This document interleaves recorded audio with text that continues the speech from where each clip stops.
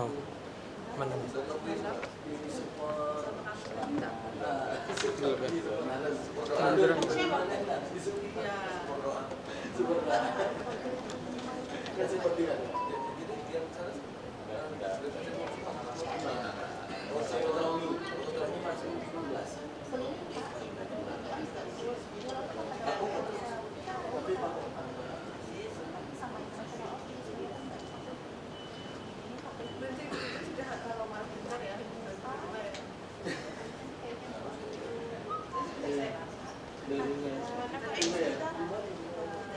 Apa?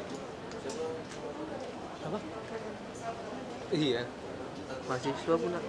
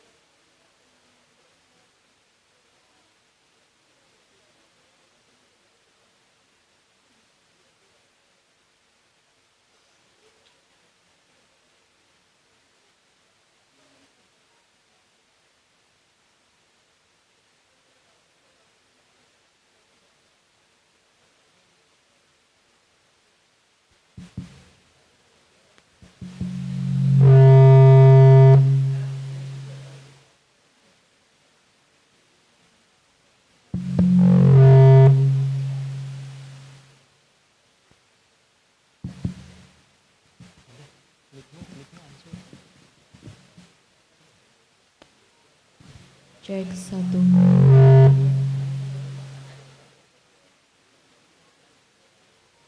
Cek satu.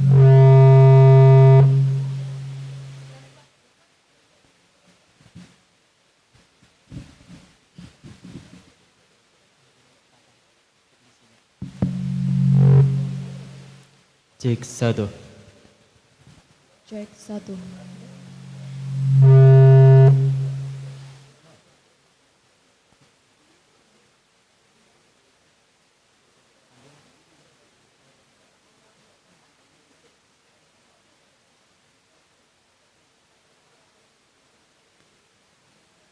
Cek 1.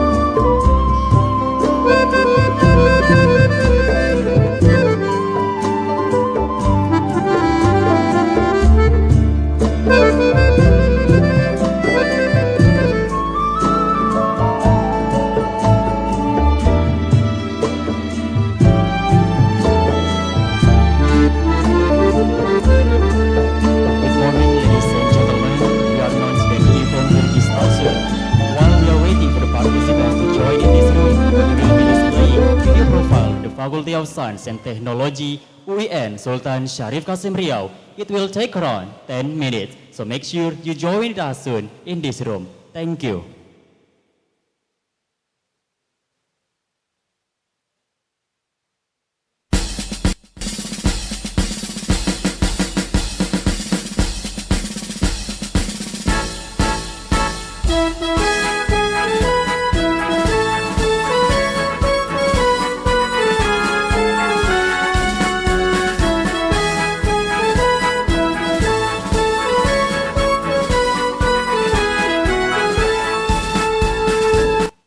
Assalamualaikum warahmatullahi wabarakatuh. Saya Dr. Hartono M.Ph.D, Dekan Fakultas Sains dan Teknologi Universitas Islam Negeri Sultan Syarif Kasim Riau, mengucapkan selamat datang di Fakultas Sains dan Teknologi Universitas Riau. Fakultas Sains dan Teknologi merupakan salah satu fakultas dari 8 fakultas yang ada di Universitas Riau. Fakultas Sains dan Teknologi memiliki visi untuk mewujudkan Fakultas Sains dan Teknologi sebagai fakultas yang menyelenggarakan pendidikan, integrasi sains dan Islam, penelitian dan pengabdian masyarakat. Sedangkan misi Fakultas Sains dan Teknologi adalah menyelenggarakan pendidikan dan pengajaran berkualitas yang mengintegrasikan antara sains, teknologi, dan Islam. Yang kedua, menyelenggarakan penelitian yang berkualitas di bidang sains dan teknologi yang mampu mendukung pada kegiatan pelayanan kepada masyarakat yang berkualitas. Yang ketiga, menyelenggarakan pengabdian dan pelayanan kepada masyarakat yang berkualitas sehingga mampu memberikan pendampingan kepada masyarakat, terutama pada penyelesaian permasalahan keislaman. Dosen Fakultas Sains dan Teknologi berjumlah 209 orang, berpendidikan strata 2 dan strata 3. Adapun fasilitas yang dimiliki oleh Fakultas Sains dan Teknologi terdiri dari ruang kuliah ada 44 ruangan, ruang perpustakaan fakultas, ruang dosen, ruang UKK dan UKM, serta 18 laboratorium pendukung. Kemudian dalam menunjang dan meningkatkan kualitas dosen maupun mahasiswa, Fakultas Sains dan Teknologi juga melakukan kerjasama dengan pihak luar negeri, antara lain dengan Jerman, Belgia, Prancis, Malaysia, Filipina, Amerika, Jepang, Swiss, dan lain-lain. Dengan pihak dalam negeri, Fakultas Sains dan Teknologi juga melakukan kerjasama dengan lebih dari 35 institusi, lembaga pemerintahan maupun perusahaan. Demikian informasi Fakultas Sains dan Teknologi, mudah-mudahan bermanfaat. Bersama kita mencerdaskan anak bangsa. Billahi taufiq wal hidayah. Assalamualaikum warahmatullahi wabarakatuh.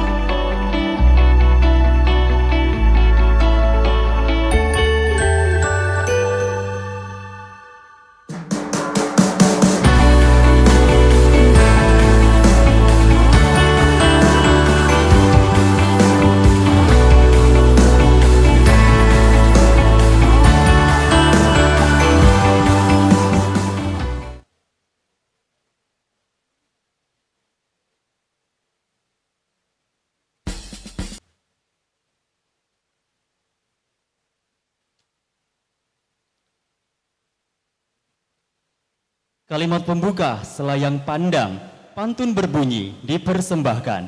Kami ucapkan selamat datang kepada seluruh hadirin undangan. Dari pagi hingga ke petang, pergi ke sungai mencari nila. Pemanis kalam selamat datang, awal bismillah pembuka bicara. Bismillahirrahmanirrahim. Assalamualaikum warahmatullahi wabarakatuh.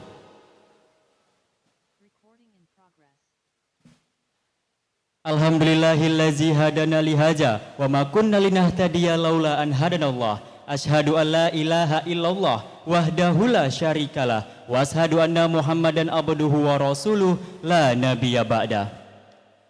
Firstly, I would like to say the utmost gratitude towards God Allah Subhanahu wa Ta'ala for letting us together in today's event with good and stable state of health. Ladies and gentlemen, good morning. Welcome to International Seminar 2023, organized by the Faculty of Science and Technology, Universitas Islam Negeri Sultan Syarif Kasim Riau, sponsored by Zanafa Group, DMNet, Jaya Digital Solusindo, and Jaya Mitra Teknologi. I am Nazaruddin Marpaung and my partner. I am Indah Nirwana. It is our honor to host this amazing event.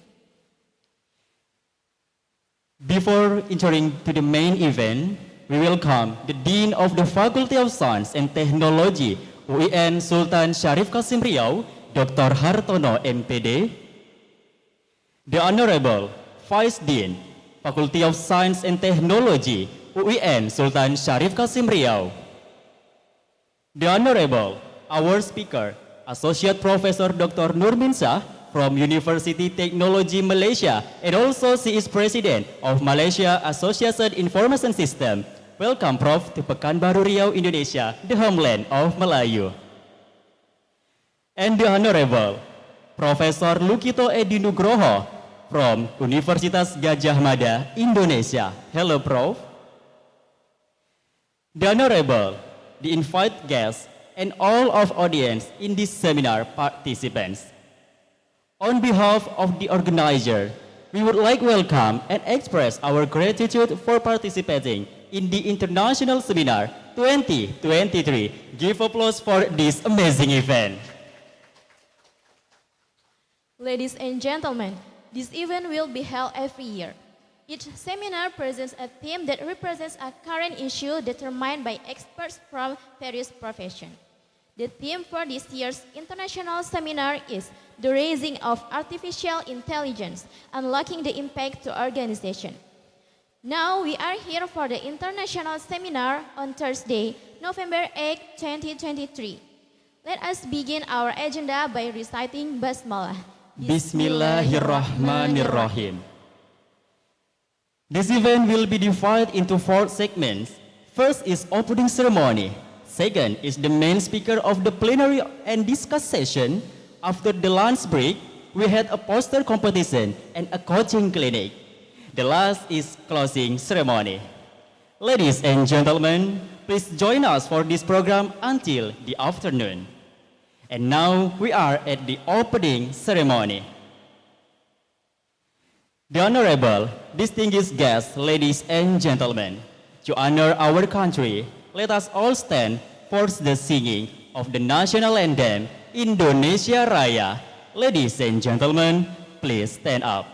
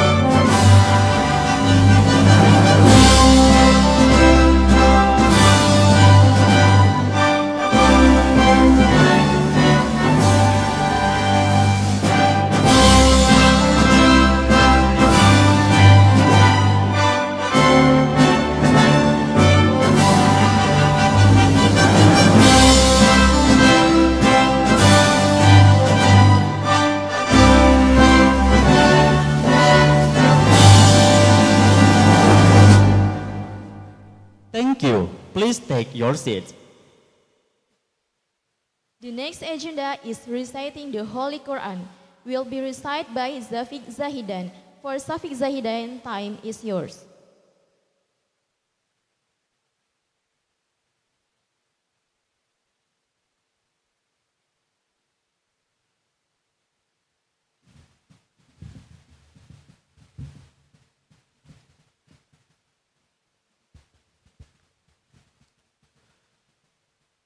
السلام عليكم ورحمة الله وبركاته.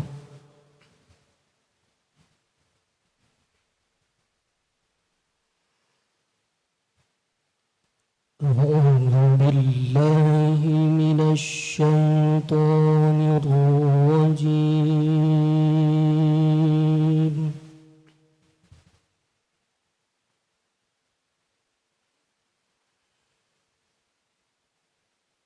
بسم الله الرحمن الرحيم.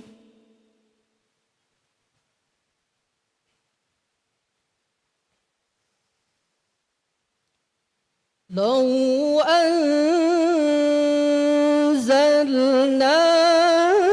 هذا القرآن على جبل لرأيته خاشعا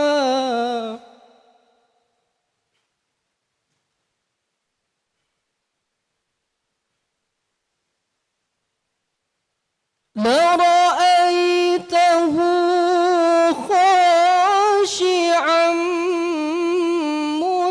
متصدعا من خشية الله.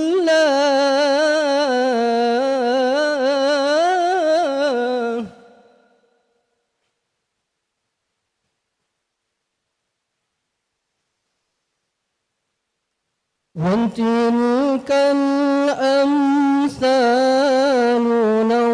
نضربها للناس لعلهم يتفكرون.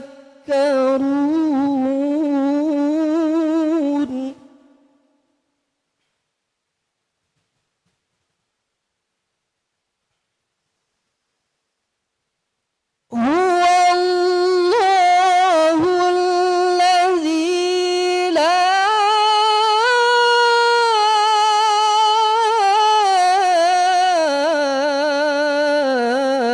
إله إلا هو.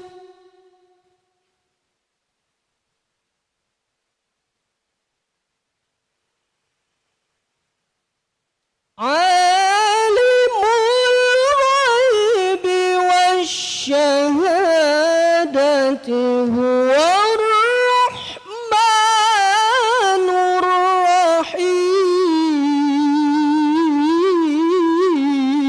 الرحيم.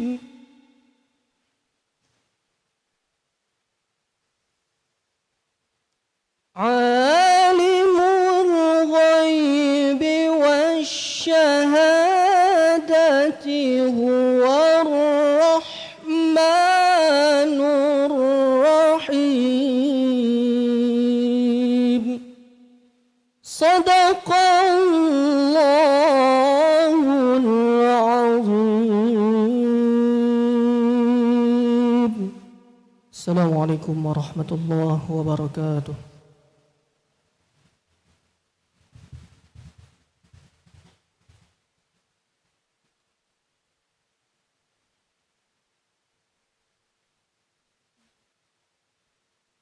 Ladies and gentlemen, now we are moved to the next agenda. It is the welcoming speech by Chief of the Committee, Dr. Anggraini Eskom M.Eng. Dr. Anggraini, time is yours.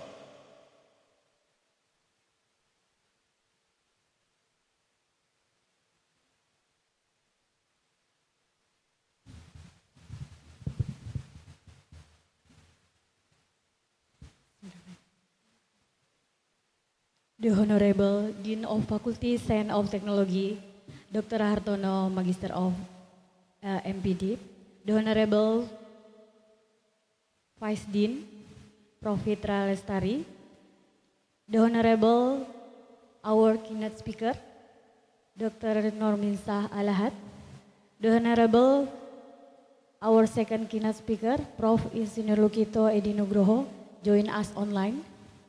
And for all the invitation and audience of the international seminar who have attending this morning. Assalamualaikum warahmatullahi wabarakatuh. Good morning everybody. Is it a great pleasure for me to welcome all of you to the international seminar with theme The Rising of Artificial Intelligence, Unlocking the Impact of Organization. Today, we embark on a journey into the amazing world of AI, a field that reshaping the way we live, we work, and interact with technology. The AI has an impact on society and the organization. Today, our two speakers will present material about the related impact of AI on society and organization. As the complement of this seminar, we held a poster competition for students from the Faculty of Science and Technology. The contestant of this competition come from 5 departments. They are information system, informatic engineering, industrial engineering, mathematics, and electrical engineering. Totally, we have 14 posters. We invite all guests to see the poster during the break. I would like to thanks to Zanava Group Indonesia, DMNet, Jaya Digital Solusindo, and Jaya Mitra Technology for sponsoring the event this morning. And to all the committee members who have worked hard to organize and prepare the international seminar. In closing, I encourage all the audience to actively participate, ask the question, and engage in the meaningful discussion through the session. Let us take the advantage of this moment to gain the deeper understanding the potential of AI and the impact to global society. Thank you for me. Thank you for your attention. Assalamualaikum warahmatullahi wabarakatuh.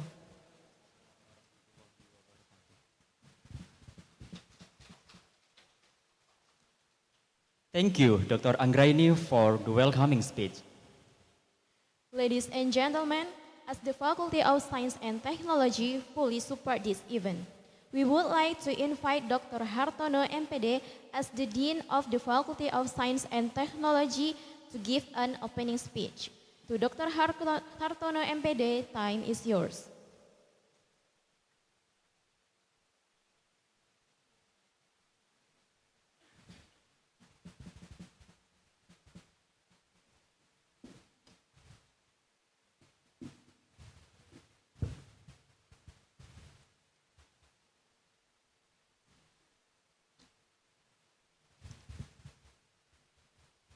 Assalamualaikum warahmatullahi wabarakatuh. Alhamdulillahillazi arsala rasulahu bil huda wa dinil haqq liyuzhirahu ala dini kulli wa kafa billahi syahida. Asyhadu an la ilaha illallah wahdahu la syarikalah wa asyhadu anna Muhammadan abduhu wa rasuluh la nabiyya ba'dah.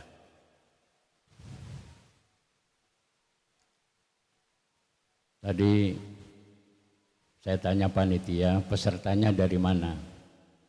Katanya Indonesia dan Malaysia. Jadi karena tidak ada dari luar Indonesia, saya gunakan bahasa Indonesia. Yang sama-sama kita muliakan narasumber kita. Yang pertama Ibu atau Profesor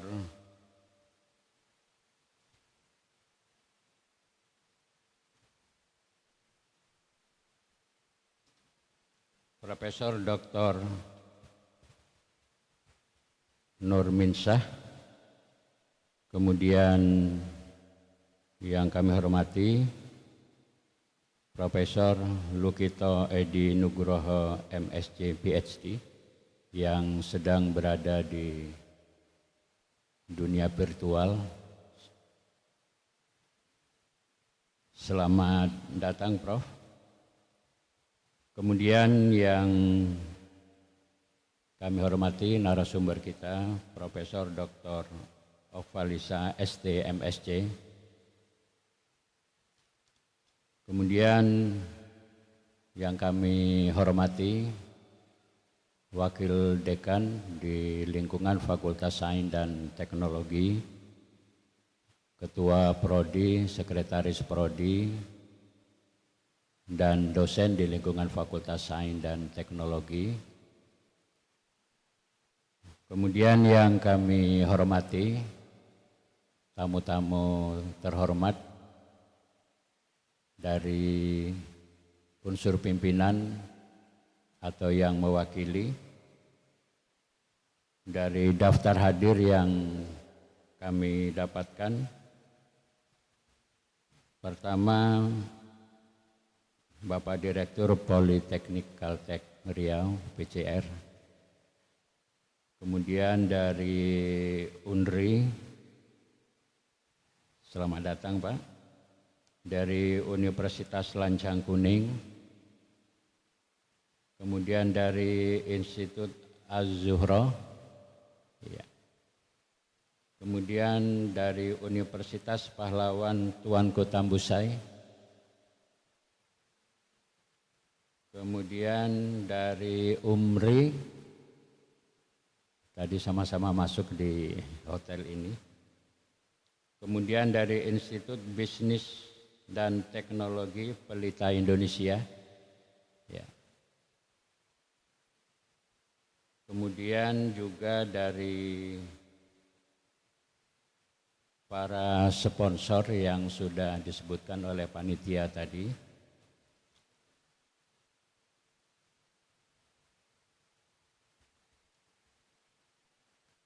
Dan seluruh peserta, dosen-dosen dan mahasiswa baik yang ada di ruang acara maupun yang ada di Zoom meeting yang mengikuti secara langsung secara virtual. Hari petang pergi ke Pekan, hendak membeli sebuah tempayan. Selamat datang kami ucapkan Bapak dan Ibu hadirin sekalian. Konon kabarnya menurut cerita kalau orang Melayu tak pakai pantun kurang sah. Bapak-bapak dan ibu-ibu hadirin yang berbahagia, alhamdulillah kita panjatkan kehadirat Allah Subhanahu wa taala. Pada pagi hari ini kita dapat bersama-sama hadir dalam kegiatan seminar internasional, tapi rasa seminar nasional.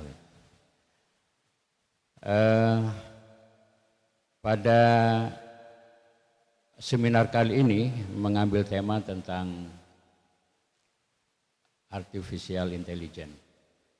Ini adalah tema yang sedang hangat, sedang berkembang, dan ini memang mengusik kita untuk didiskusikan dalam banyak forum-forum,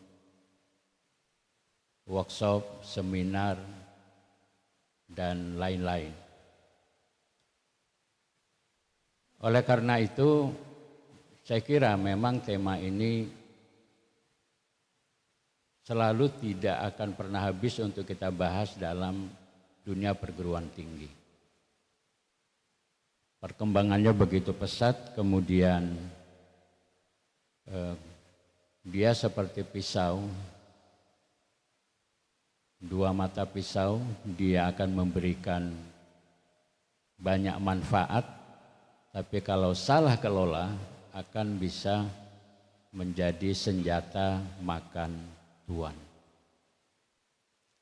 Nah, oleh karena itu Bapak Ibu sekalian, nanti akan dibahas oleh narasumber kita yang memang sudah ahli di bidangnya, dan bagaimana ini nanti hubungannya dengan pengembangan organisasi yang tentunya kita harus bisa memanfaatkan IAA ini dengan baik dan benar sesuai dengan idealisme sebuah perguruan tinggi, dunia akademisi, dan dalam membangun negara dan dunia. Nah, oleh karena itu, kalau kita lihat dampak yang paling dirasakan nanti, IA ini akan menghasilkan pengangguran. Berapa banyak sekarang pekerjaan manusia digantikan oleh mesin, kemudian hasilnya lebih maksimal dan lebih efisien.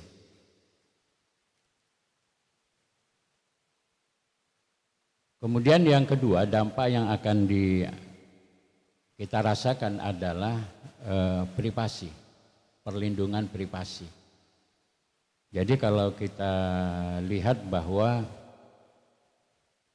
privasi kita hari ini sangat terbuka.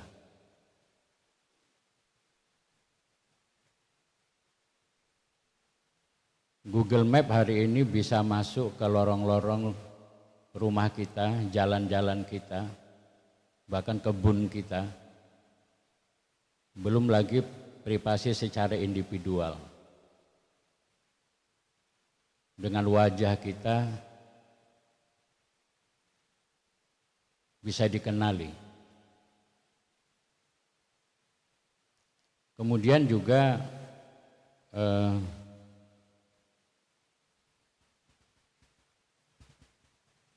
deepfake ya, yang kita rasakan hari ini, rekayasa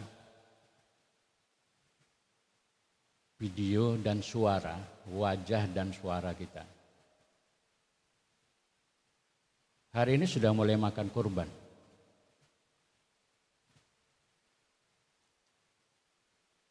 Dosen kita di Fakultas Tarbiyah dan Keguruan kemarin, belum lama ini, termasuk juga mahasiswa Fakultas Sarjana di kampus kita,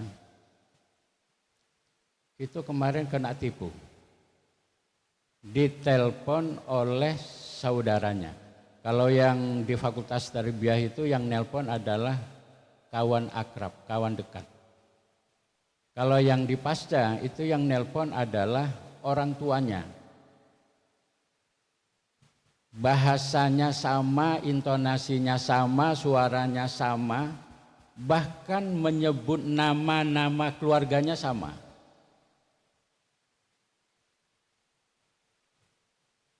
Apa ujung-ujungnya? Pinjam duit. Pinjam duit. Dan mahasiswa pasca ini, saya baru dapat informasi tiga hari yang lalu. Keluarganya sakit lalu minta dikirim uang, puluhan juta uangnya, dikirim. Nah kemudian ternyata cerita bahwa keluarganya ada kecelakaan dan yang nelpon itu orang tuanya tidak ada. Tapi bagaimana mungkin dia bisa mengenali istilah-istilah keluarga, intonasi, suara, kemudian juga bahasa. Ini artificial intelligence yang bekerja. Bapak Ibu sekalian, yang paling bahaya itu dampaknya nanti adalah lahirnya senjata-senjata otomatis yang berbasis IA.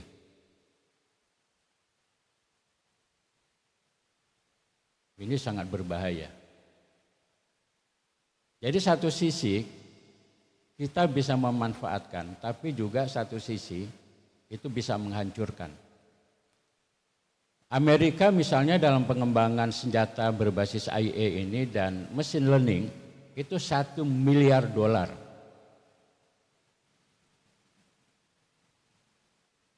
Jadi, kita tidak tahu senjatanya kayak apa. Sedangkan teknologi hari ini saja, kita tahu bagaimana perkembangan di Palestina.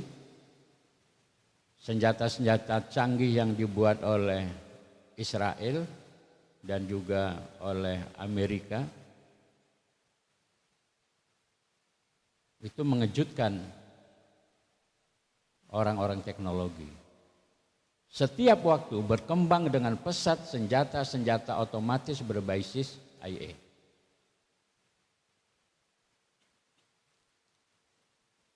Bapak Ibu sekalian, bagaimana di bidang organisasi?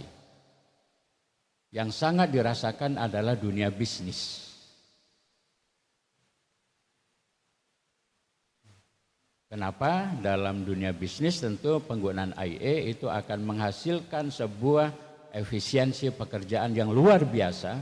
Yang tadi saya katakan pengangguran digantikan oleh mesin.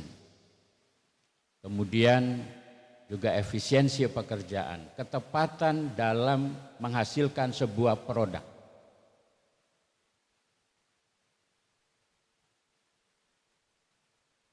Nah, kemudian juga kalau kita lihat hari ini bagaimana iklan.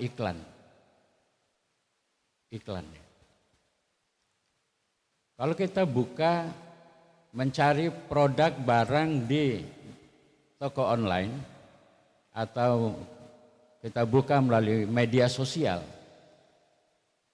Misalnya kita mencari handphone merek tertentu dengan spek tertentu. Maka setelah itu kita akan ditawarkan dengan produk-produk yang sama. Seakan-akan penyedia barang, penjual barang tahu persis apa yang kita inginkan. Maka iklan-iklan yang tidak dibutuhkan tidak akan keluar dalam media sosial kita, dalam akun kita.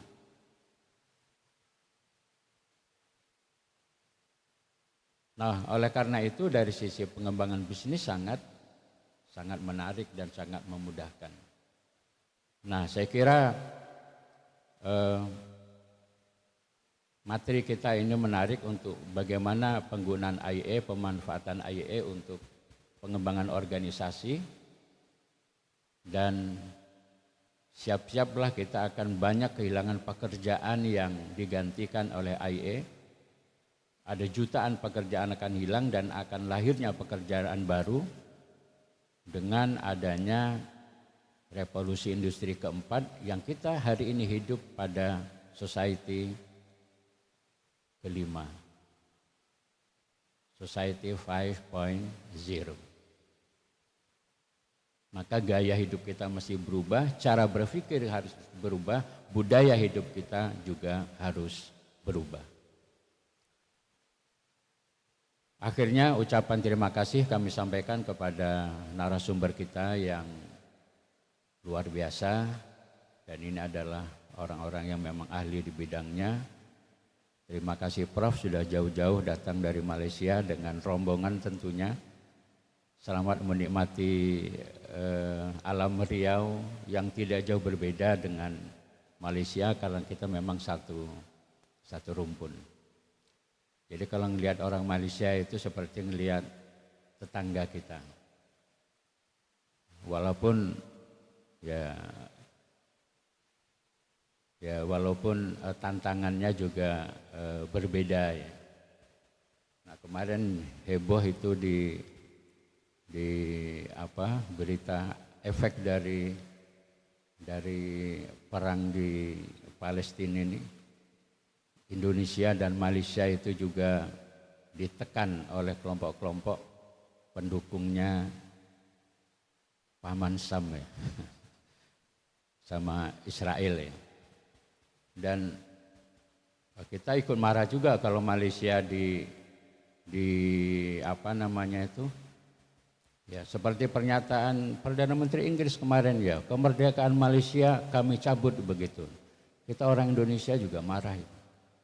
Karena Malaysia adalah saudara kita kita serumpun. Kemudian mohon maaf atas segala kekurangan seluruh peserta hadirin yang hadir kalau ada kekurangan di sana sini. Dan akhirnya dengan membaca Bismillahirrahmanirrahim, seminar internasional The Rising of Artificial Intelligence and Looking the Impact to Organization secara resmi dinyatakan dibuka. Mudah-mudahan kegiatan kita berjalan lancar dan kita mendapatkan banyak manfaat dan pengalaman dari seminar ini. Lebih dan kurang mohon maaf. Billahi taufiq wal hidayah. Assalamualaikum warahmatullahi wabarakatuh.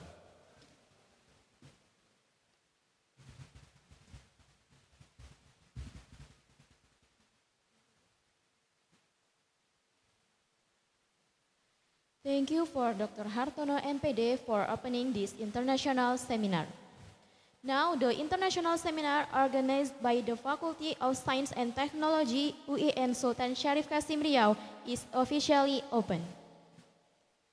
And before we start to the main agenda, I would like to invite Ustadz Arif Marsal, LCMA, to deliver doa. To Ustadz Arif Marsal, time is yours.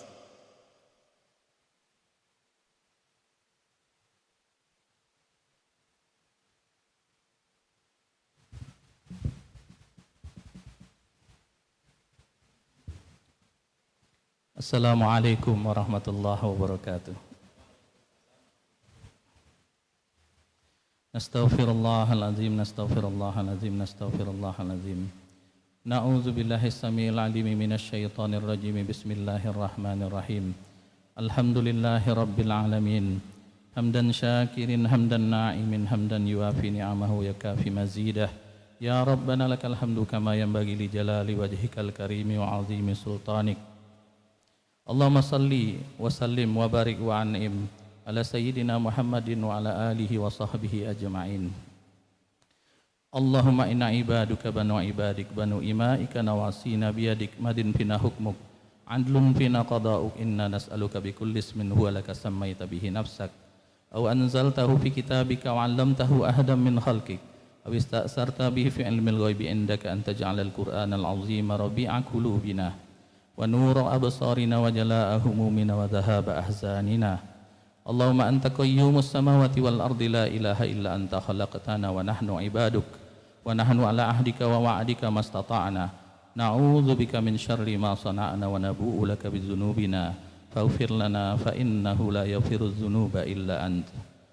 Allahumma ighfir lana wa liwalidina warhamhum kama rabbawna shighara wa li azwajina wa li dzurriyyatina wali ustadina wali ustadi ustadina wali masyayikhina wali man lahu hukukun wa fadlun alaina wali kafatil muslimina wal muslimat wal mu'minina wal mu'minat birahmatika ya arhamar rahimin.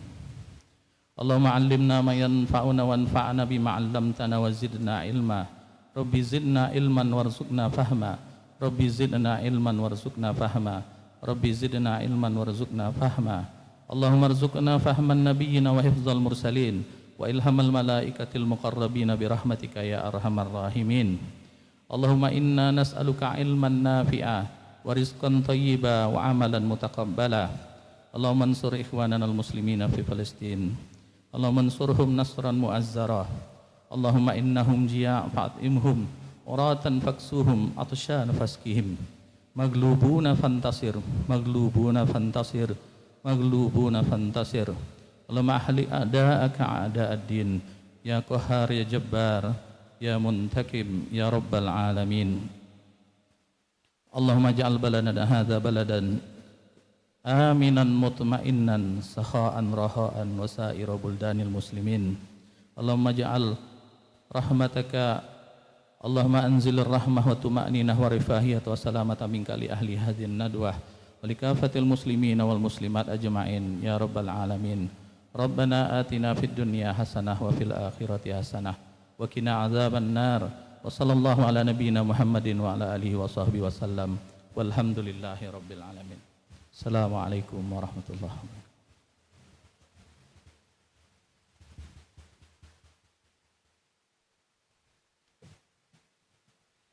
Thank you, Ustadz Arif Marsal, LCMA. May Allah Subhanahu wa Ta'ala bless us.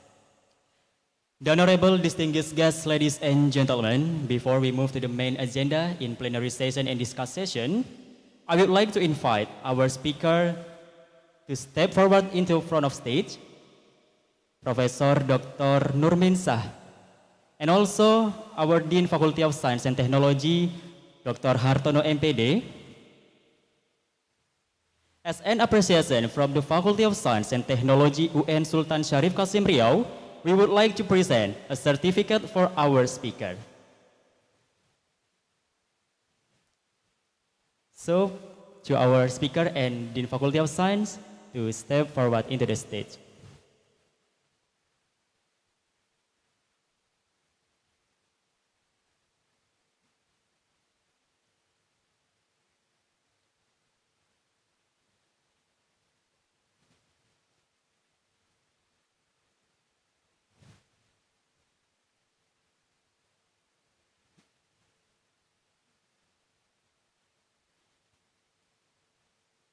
And to stay front of stage because we will take a moment for documentation with all sponsor and invite guests to front of stage.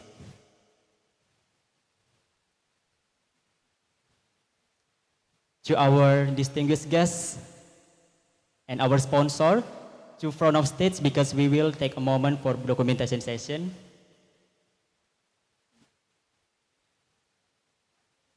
To Chief of Committee, Dr. Anggraini, Eskom MN, our invite speaker, our invite guests, and also to our sponsor to take a photo sessions. And after this, we call to all committee to take a photo session.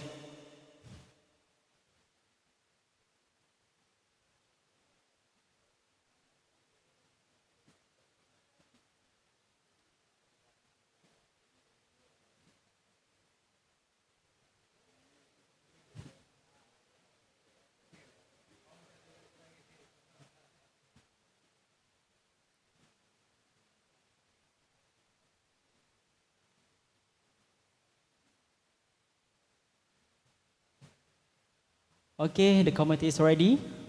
Okay. We'll start. Make sure that you're smiling face. Yeah. 1, 2, and 3. And another pose. Yeah, another pose. Yeah, 1, 2, 3. Okay, thank you for our invite guests and sponsor. To Dean and our speaker to stay front of stage because we call to all committee to take a photo session with our speakers and our Dean Faculty of Science and Technology. Once again, to all committee to take a photo session with our Dean Faculty of Science and also our invite speaker for photo session.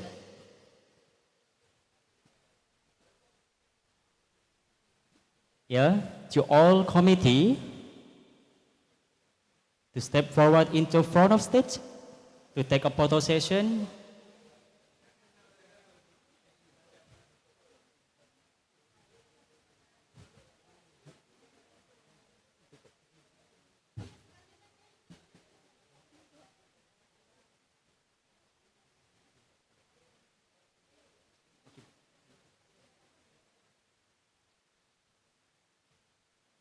Okay, to all committee.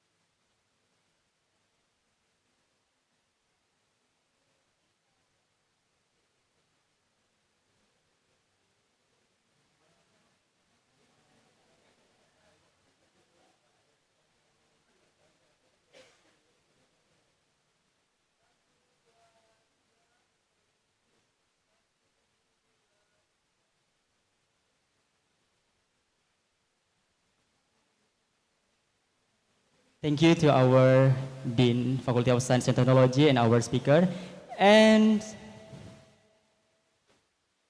here is certificate to Professor Lukito Edi Nugroho.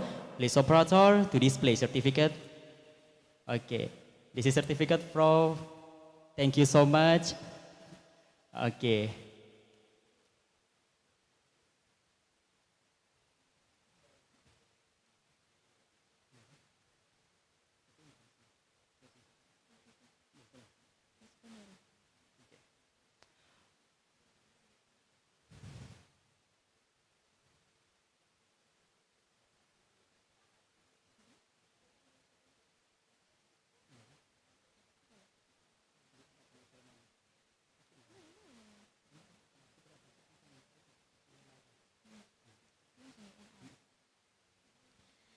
And to our invited speakers, she is Associate Professor Dr. Noorminshah.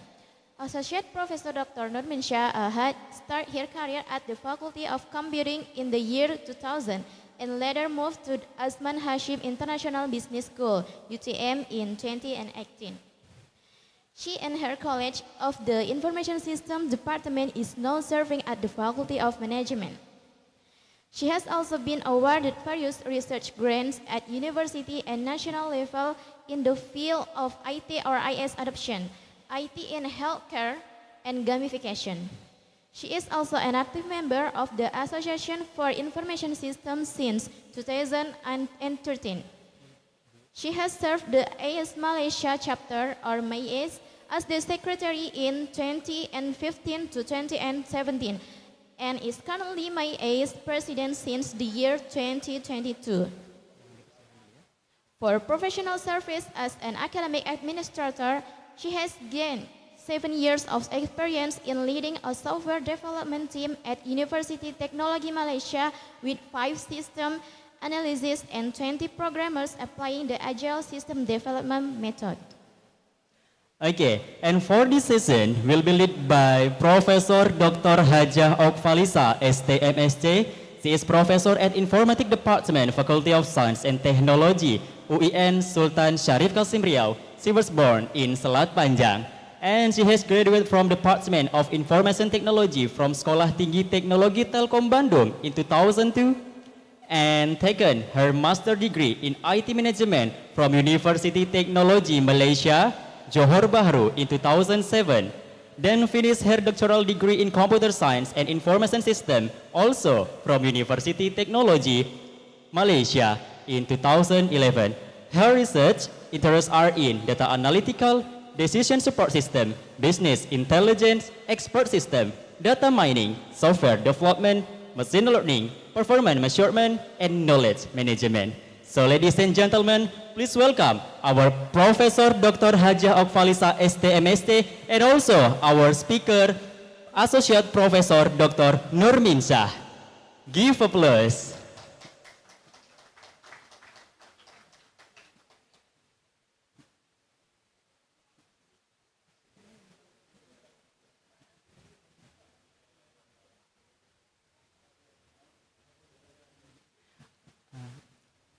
Okay, Prof. And to our keynote speaker, he is Professor Lukito Edi Nugroho, M.Sc, Ph.D. He graduated from Department Electrical Engineering from UGM in 1989 and taken his master degree from Department of Computer Science from James Cook University, Australia, then finished his Doctor of Philosophy from School of Computer Science and Software Engineering from Monash University, Australia 2002. And his research are interested in pervasive computing, context-aware computing, e-government, and smart city. So ladies and gentlemen, please welcome keynote speaker. The next is Professor Lukito Nugroho, M.Sc, Ph.D.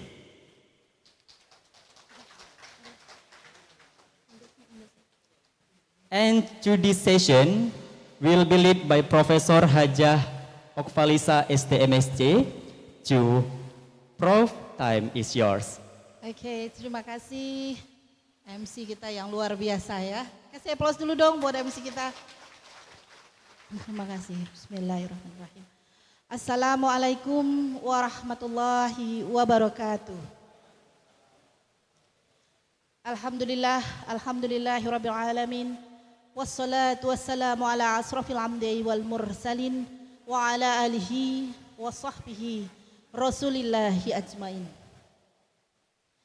Its Excellencies, our Dean, Faculty Science and Technology, University UIN, Suska, Riau, Mr. Dr. Hartono, M.Ph.D, our Honorable Deputy Deans, Chair, and all the committees in the national seminar, and all the participants.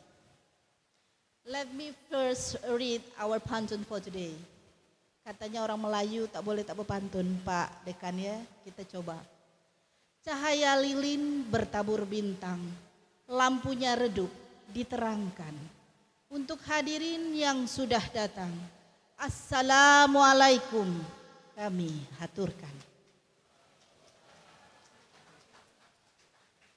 Gula aren dicampur madu, manis terasa menusuk gigi. Awas sakit gigi. Guru abad 21 harus akrab dengan teknologi. Okay, baiklah, ladies and gentlemen.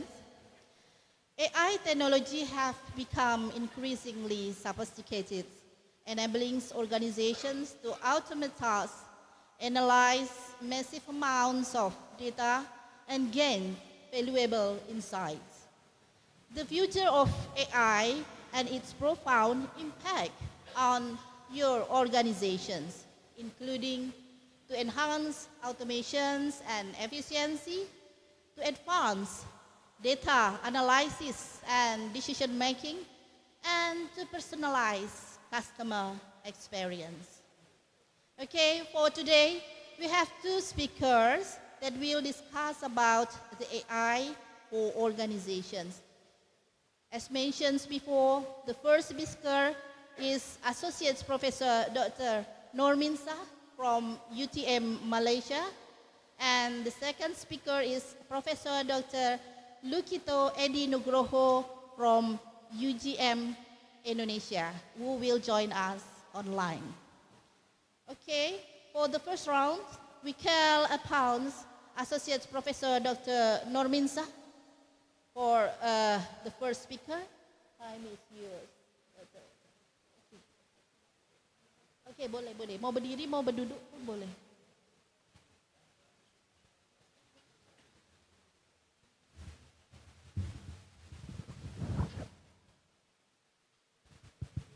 Bismillahirrahmanirrahim.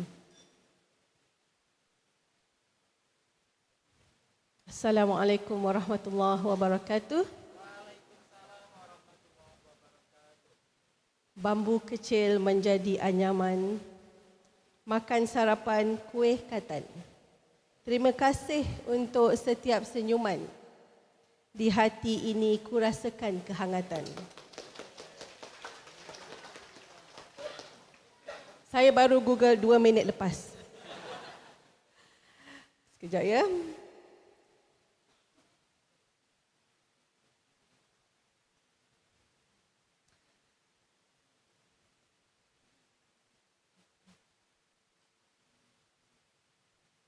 Honorable Dean Dr. Hartono, M.Ph.D, Director of PCR Dr. Dadang, Head of UTM Alumni Branch, Riau, Dr. Dahlius. Mana Dr. Dahlius tadi saya nampak duduk sini? Oh, dah keluar, okay, tak ada. Tuan-tuan Director, maybe Deputy Director, top management of other universities for this invitation. For your information, I come here with my 3 friends. Associate Professor Dr. Suraya, who is the director of my department. Okay. And I also have Dr. Halina, who is the postgraduate academic manager at the back there. And also Dr. Nazmona, who is the coordinator for IS programs. Saya ke sini bekerja, mereka liburan. Okay, mereka ambil cuti, on leave, they are on leave. So asalnya kami ingin ke Vietnam, kami cancel, kami ke Riau di sini ya. Alright. Ladies and gentlemen, let me start my talk today. I would like to tell you this as a beginning.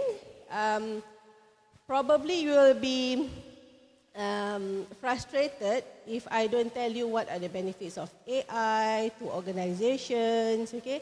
What is the impact? Because all those, you can just type in ChatGPT, you can get the answers, all right? Actually, for your information, before I started to develop the slides for today's session, I asked ChatGPT, can you please prepare for me slides for a talk on AI and its impact in organizations, all right? So it come up with many things, maybe 18 points, blah, blah, blah, blah, blah. So I was like sitting in front of the, of the laptop, I was like, aku nak tulis apa ni? Okay, what should I prepare? So today, my presentation, my sharing with you, will be in a holistic manner, okay? I am, if you see from the slides, I am, Alhamdulillah, elected as the president of the MYAIS, or Persatuan Sistem Maklumat Malaysia in 2022. Okay. At the same time, I'm a lecturer at the Information Systems Department, Faculty of Management, UTM. IS has a very long, very gelak sekejap, a very long history in UTM. It started at the Faculty of Computer Science and Information Systems. Okay, we have one faculty. When I joined UTM in 2000, we have Faculty of Computer Science and Information Systems. However, in 2018, there are major merging of faculties in UTM. So, Information Systems Department joined the business school. All right, business school. Because everywhere, all over the world, information systems can be in computing or in the business school. So, that time we decided to move to business school. However, something happened, ada ribut melanda pada tahun 2022. Satu lagi ribut melanda di UTM. So kami telah, business school telah berpecah, JB dan KL sudah tiada lagi JB, KL sahaja. Okay, so business school di UTM hanya di Kuala Lumpur. Jadi kami yang tinggal di JB ni terpaksa tiada ke mana yang kami hendak pergi sebab kami ni live saja. Sekarang ni kami berasa lebih gembira di business and management rather in computing, so kami berada di faculty of management. Ya, sebab tadi ada soalan-soalan di business school, bukan. Kami sekarang di faculty of management. Mungkin in the future kami akan berada di faculty baru pula, nanti saya ceritakan. Alright, okay, so next please. Okay, so just want to introduce you, that's the first logo up there is the Association for Information Systems, and the next logo down there is the MYAIS, Malaysia Association for Information Systems. That's the core association in Malaysia who is looking into IS issues, yeah. And Alhamdulillah, it has been awarded as an outstanding chapter for 5 years, including last year 2022. That's my committee members from various universities in Malaysia. For example, USM, if you can see that there's one Prof Ramaya, top 2% scientist in Malaysia from USM, yeah. And we also have from UTP, University Malaya, and UKM and MMU. So we have a variety of lecturers. Okay, next please. Okay, for today, careful. For today, ladies and gentlemen, I forgot. We have a lot of. May I know who are UTM alumni here? UTM alumni? Oh, okay. All right. Okay. Oh, thank you. Hi. All right. I forgot that in the first letter. Do you know that UTM has a new tagline? The tagline is innovating solutions. Innovating solutions. Okay, we want to become problem solvers, right? Through innovation. Okay, for today, I'm going to share with you 3 things. Okay, in this, inshallah, another 45 minutes, yeah, 3 things. Number 1 is I would like to share with you what are the initiatives that is going on AI in Malaysia, right? And then I'm going to share with you on the future of work and specifically generative AI, because AI is a broad area, right? So I'm going to focus on generative AI. And then number 3, what are our actions? Okay, as academicians, as organization, what are our actions after that, yeah? Okay, next please. All right, we'll start with the AI initiatives in Malaysia. Next please. Okay, we have published Malaysia Artificial Intelligence Roadmap for 2021 to 2025, yeah? Do you know that Indonesia also have this roadmap? Do you know? Siapa yang tahu? Indonesia juga ada roadmap. Okay, boleh Google boleh Google. I realized that when I'm preparing these slides, looking into AI, actually Indonesia has the roadmap in 2020, earlier from Malaysia. Alright, but I don't know where the roadmap is lah. Okay, and I'm sure you also don't know where the roadmap is. Okay, that's what happened normally. Government put their money, time to come up with this kind of roadmap, but we don't refer. That's the problem with us. Actually, this roadmap, one of the contributors is Professor Ros Alinda, our past Vice Chancellor of Academic in UTM, yeah, one of the members that developed this roadmap. So, what I would like to say is, we have a nice roadmap, we have a nice guideline that can guide us here. So let's see next, please. Next slide, please. Okay, according to the Malaysia AI roadmap, yeah, these are the strategies and the goals that we look forward, which is number 1, to establish AI governance, and then advancing AI R&D, escalating digital infrastructure and enable AI, fostering AI talents, acculturating AI, and kickstarting a national AI innovation ecosystem. All right, so these strategies are nice strategies, but of course in Malaysia context, we also have what are the initiatives that we should do that are catered, they are considered when looking at the AI readiness index, which is number 1, government. I'm sorry, I cannot read the details because it's quite not clear, yeah. And then data and infrastructure, and also technology section. There are 3 sections. So the readiness index is according to these 3 sections. Okay, next please. Okay, let's look at this. In 2020, in this report, it is reported about what is the government readiness index in various countries. Okay, for example, in 2020, Malaysia is number 28. Okay, it's not clear there, but it's number 28. And Indonesia is in number 69 in 2020. Okay. However, the latest government AI readiness index in 2022, Malaysia has dropped 1 level instead of from 28 to 29. Okay. And Indonesia has jumped quite high from 69 to 43. All right. So I think it's something that you should be proud of, meaning there are improvements, there are increasement in the initiatives done in Indonesia. My point of showing this slide is not to tell you that it's not about competing Malaysia and Indonesia, but it's about how we together, yeah, as 2 nations, like what our Dean mentioned just now, adik-beradik, yeah, saudara mara. So how can we together harness the use of AI for our strength in this region, yeah? Okay, next please. Okay, other initiatives done by UTM, I think when I look at the AI roadmap, we saw that actually Malaysia is quite behind. For your information, in the 2020 index, the index of other countries that are high, for example, is compared, for example, Japan, yeah, Singapore, South Korea. All right. So Japan, for example, has already developed this AI roadmap since 2017. 2017, yeah. South Korea has already got the roadmap in 2019. All right.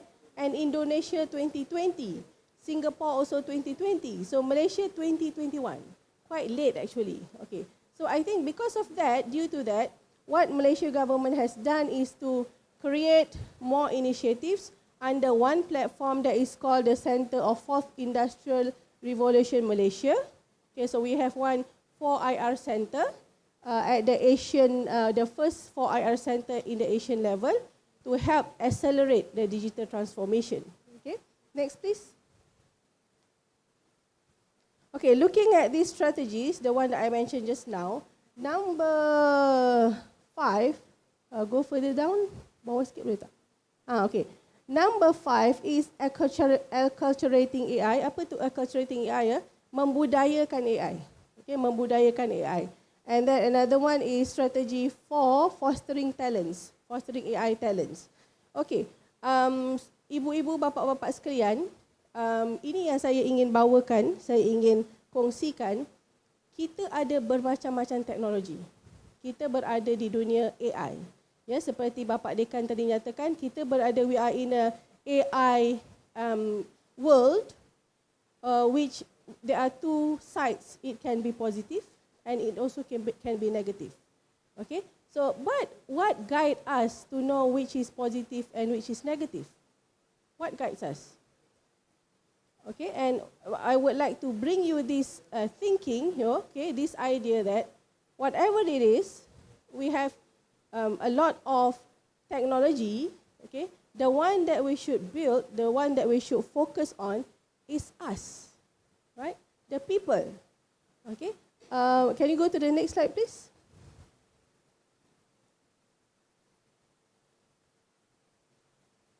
Okay, maybe this is something of the Malaysia's strategy or initiatives to ensure that we can build talents, all right? Okay, next please. Okay, another strategy that Malaysia is trying to implement is related to strategy 5, which is acculturating AI. If you remember just now, Singapore, for example, is higher from us. Of course, yeah, we know that Singapore is very small, kan? Compared to Malaysia, compared to Indonesia, Singapore is very small, right? So they developed their roadmap in 2020, okay, and they have this one program called AI Singapore. Okay, AI Singapore is a program that educate the whole nation in Singapore about what is AI. All right, in 2000, who here had first degree in 2000, graduated in 2000? First degree, bachelor degree, apa S1 ya? S1 tahun 2000. Ada tak di sini? Ke saya yang dah tua, semua muda lagi? 2000, okay, Prof. Faisal 2000. Okay. That time, the trend is the bachelor degree of IT. Of course, we have computer science, but the trend is bachelor degree of information technology. Okay, that time. Okay, so now, if we look at the situation now, we need everyone to understand what is AI, right?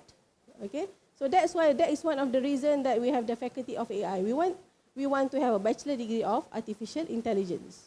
All right.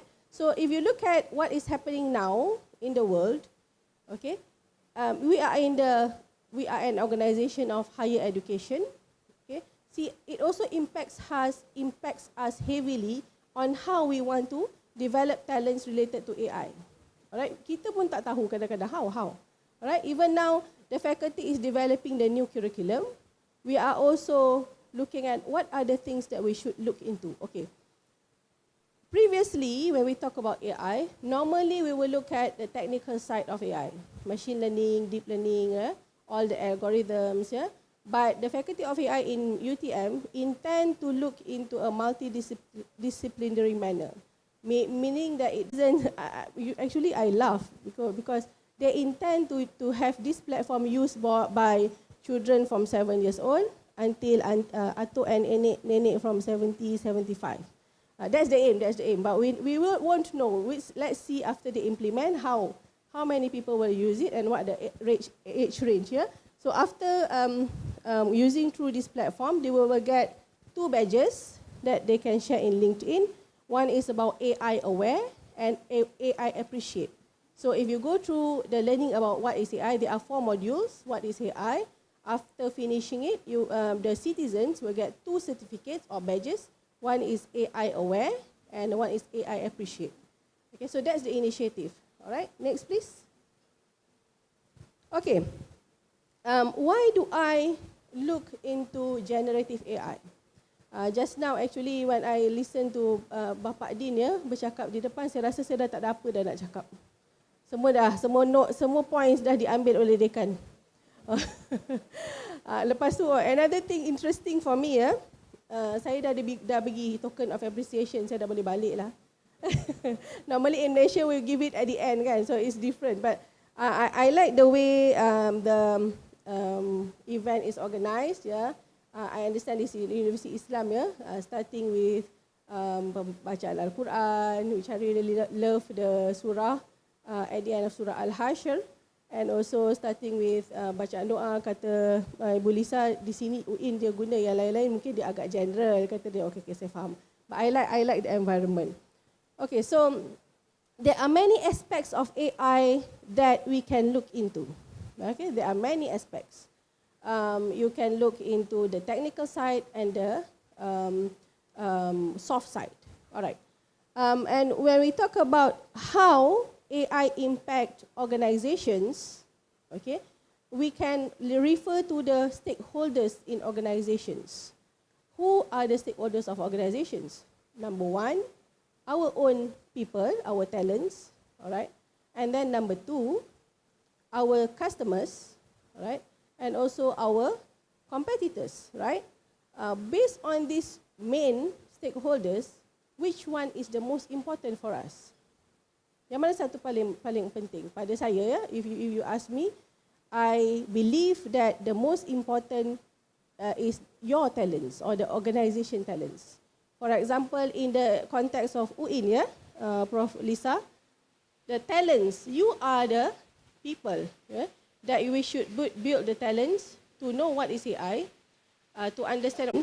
The Association for Information Systems has major conferences that will normally discuss about the latest issues in IS. So one of the top conferences is Information Systems in International Conference in Information Systems. So if you look at this, the future work in an AI-driven world, maybe this can be some topics that you can explore, yeah, about AI-driven world. So topics of interest include, but are not limited to. So there are many list of topics that you can explore for those who are interested, yeah, in the future of work and AI-driven technology, yeah. So, but if you look at this, the one that I colored in yellow, for example, explainable AI and responsible AI, for example, yeah. And then go further down, please. Sharing workspaces and tasks in robotics and AI. And then empowering individuals and managing AI-enabled digital transformation. So what I would like to say here is, these are the core things, these are not the core, but I would say these are the important things that organizations can explore more. All right, can explore more. Next, please. Boleh dibesarkan.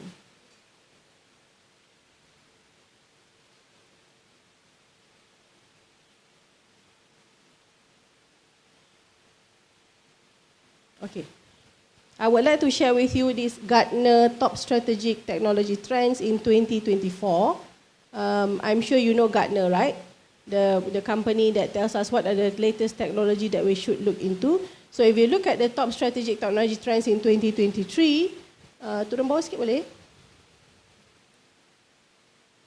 Okay, so atas sikit, tengok atas.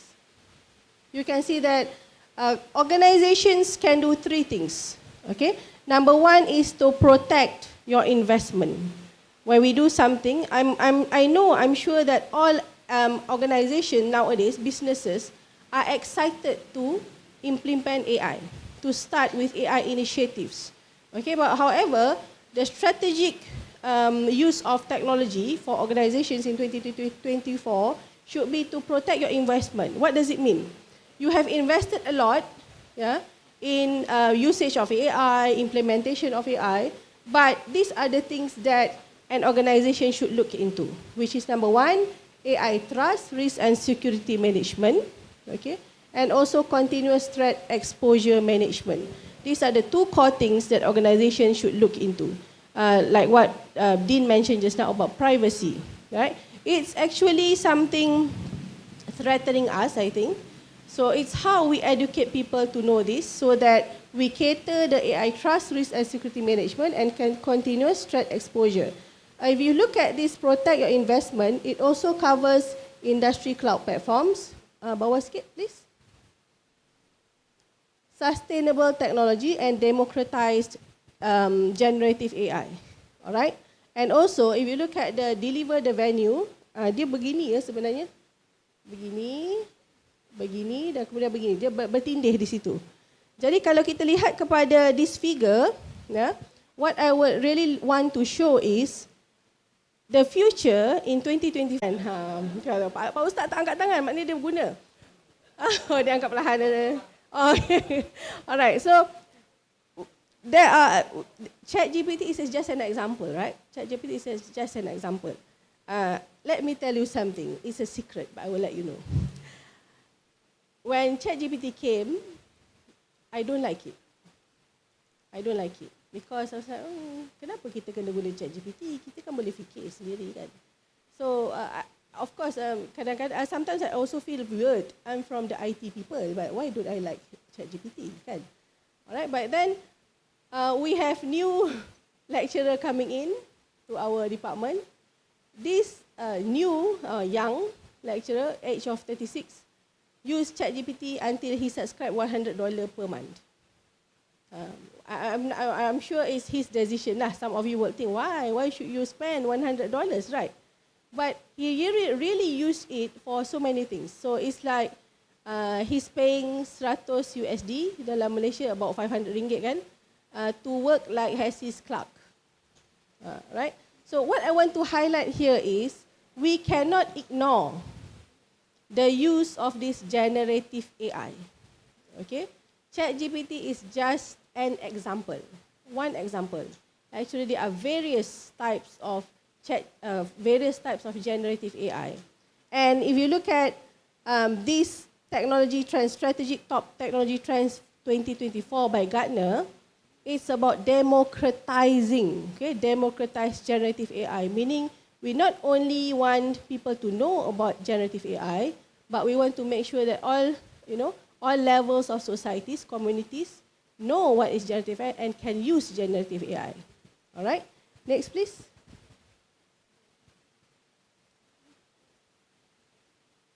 Okay, so by 2026, generative AI will significantly alter 70% of the design and development effort for new applications and mobile developments. Okay, I'm sure there are most of you are computer science and information systems lecturers, right?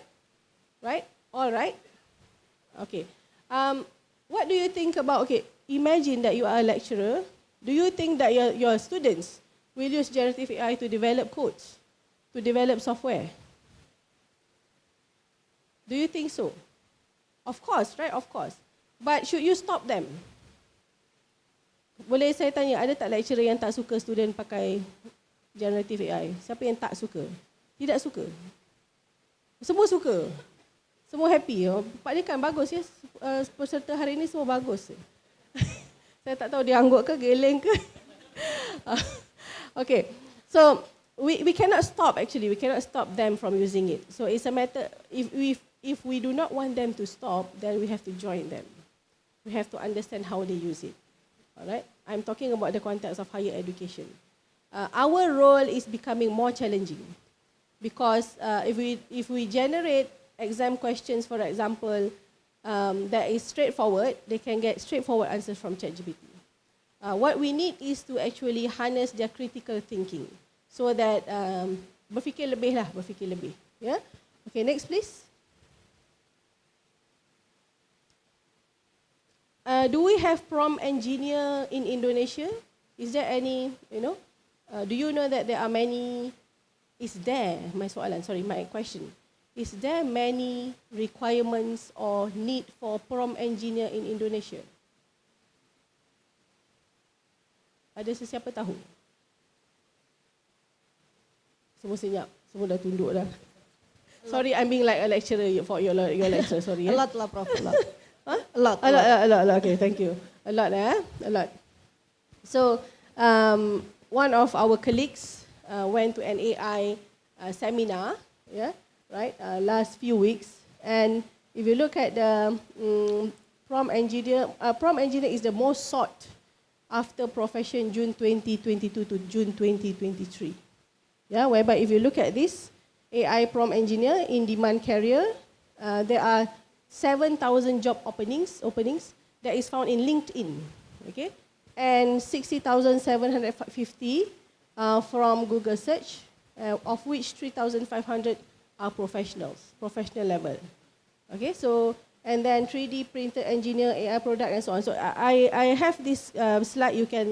I will share with you later. But what I want to show you here is the need for AI prompt engineer it's in demand. It's in demand. Okay, what that shows? What does that show? Organizations are moving to use generative AI for all sorts of things. Okay, especially for content creation. For marketing, yeah. Sorry. Even people nowadays, if you join online seminars, okay, they use ChatGPT, for example, to develop or to publish books. Alright. So, tengok, doktor, siapa nama doktor? Dia dah senyum dah. Macam mana boleh publish? Everybody can publish a book now. Right? Everybody can publish a book now. So, these are the negative aspects of AI, I would say. And unfortunately, we must also make sure that we educate our talents not only to use it, but to use it responsibly, to use it ethically. Okay, I went to online seminar conducted by an so-called ustaz, okay, but not real ustaz, not ustaz that is from Syariah background, okay, sharing with us, okay, come, let me show you how to publish a book using ChatGPT, okay. So, So I'm curious. So I joined the seminar. You know, I'm somebody very curious. Everybody do some new things, I will join. So I joined the seminar. What happened? The topic is publishing a book using AI. All right. Okay. So what he recommends to do is, okay, for example, you go to YouTube, yeah, you find a very popular penceramah, yeah, ustaz-ustaz. You listen to the ceramah, and then there's like automated subtitle now, right? Narration kan. You copy paste dalam you punya Microsoft Word. Betul kan puan? But what does that mean? You are not publishing your book. You are publishing what the ustaz says. Right? So as Muslims, do you think it's ethical? Totally not. Right? So this is an example of how AI impact our lives. Okay? Not talking only about organizations, but as individuals. Right? So I totally, then I leave the webinar, although I have paid, I think, 50 ringgit. So what is this? Right? It's totally wrong. Okay? So this slide is to show you that there is a need. Organizations need to go towards this generative AI, but it's a matter of how we build our talents to ensure that they use it properly, ethically, responsibly. Okay, next please. Okay, the latest publications by, I just want to share with you, because I'm sharing with you about generative AI, yeah. The latest publication by the 4IR Center is the economic impact of generative AI. How generative AI impact the economy, all right? And also, that one I already shared with you just now. Next, please. Okay, if we look at this, this figure, yeah, generative AI potential by industry, for me, for myself, yeah, we are in the higher education industry, right? We don't know really how generative AI has been used in other industries. But if you look at this figure, for example, maybe you cannot see at the back, the first highest percentage of usage of generative AI is finance and insurance. Okay, finance and insurance. Then followed by professional, scientific and technical services. All right. Then information and communication technology, whole trade, healthcare and social assistance, okay, manufacturing and so on. Okay, so looking at this, how does it give impact? For example, in the generative AI, we look into few aspects, which is the people, planet, prosperity, industry and equity. So these are the criteria that we look into how generative AI impact or will bring force to the various industries. Next, please.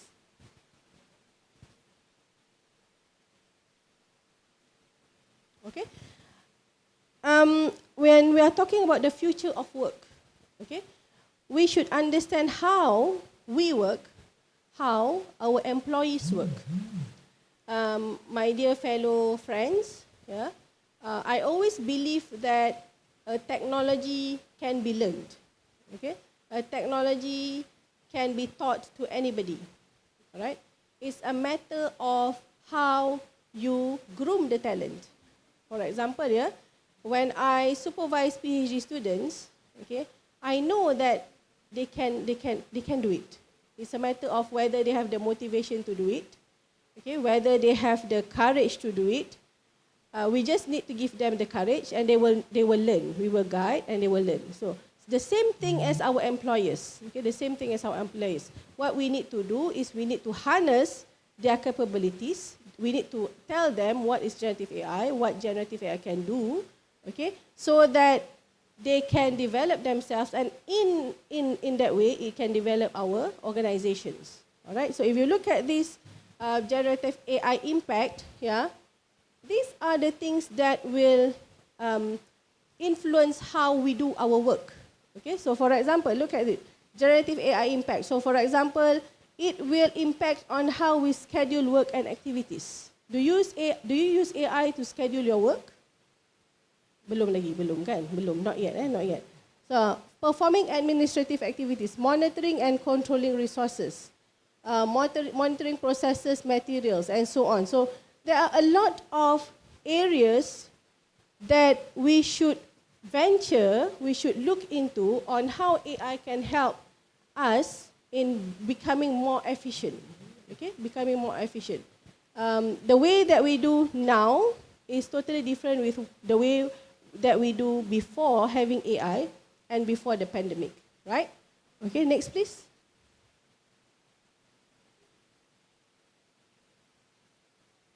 Okay, so the potentials of generative AI, so this is a figure of, I mentioned just now, when we talk about generative AI, it's not only about ChatGPT, but we can see that there are many types of AI, generative AI, for example, for writing, for video, for audio, for coding, and so on.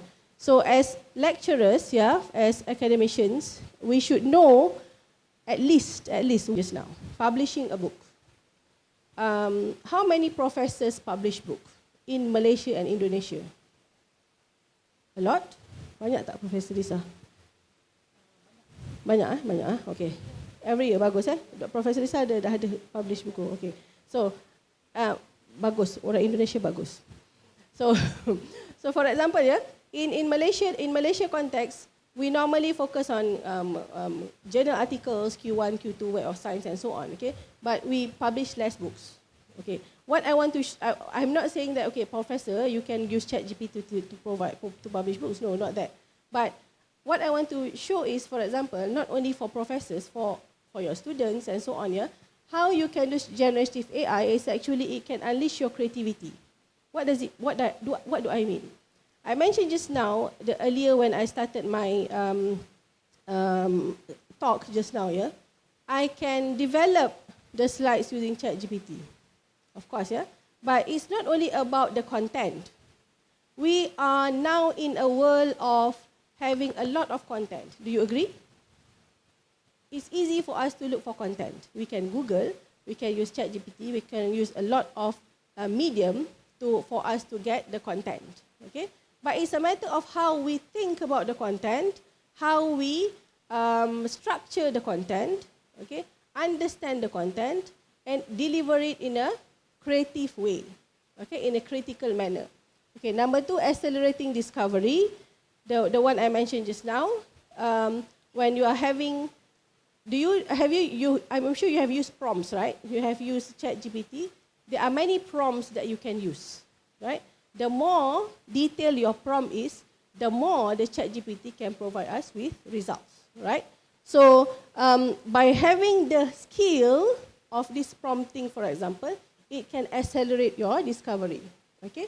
And after all, okay, after all this, generally what we are looking forward is to make sure that we can enhance efficiency, right? So by having AI, things that probably is done in 70 hours can later done in 2.5 hours, for example, an example of Xerox company, by using AI-based robotic process automation, for example. Yeah? Next, please. Okay, now we know that we, as a nation, yeah, we have our roadmap. We know that generative AI are something that we should look into, that we should give importance, but what are our actions? What are our actions? Next, please. Okay, so I mentioned just now, there are many aspects of businesses or organizations that we can look into. Our customers, our stakeholders outside, our competitors, our talents. So my point here is, how do we empower our talents? Bapa-bapa dan ibu sekalian, I mentioned just now that the IS department moved from computer science faculty to the business school faculty. Alright. Nak cakap ke tak live kan? So, but never mind, I will just say it. We are in the soft side, computing are in the technical side, right? So, at certain point, I think, I'm not sure whether my IS department friends agree or not, at certain point, we think that AI is the in thing now, but IS is nowhere now. I'm not sure about the, siapa yang sistem informasi di sini? Angkat tangan tinggi. Okay, terima kasih. Do you feel inferior when AI is there? Ada rasa rendah diri tak? Oh. Not needed anymore. IS maybe is not needed anymore. Actually, to tell the truth, I have that feeling. I'm left behind already.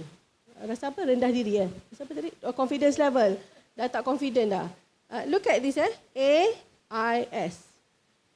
AI and IS. Sebenarnya siapa yang lahirkan AI tu? Who give birth to AI? Information systems. Without information systems, AI cannot happen. Right? Because AI learns from data. And we are the one who makes AI intelligent. Right? So, Dean mentioned just now about possibility of losing jobs, right? Losing jobs.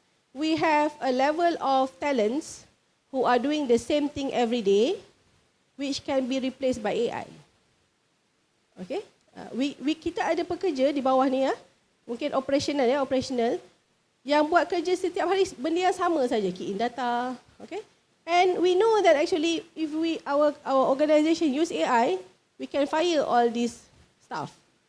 If we think business-minded, we are thinking about business revenues, getting money, okay? But is that what we want? Are we going to do that? Right?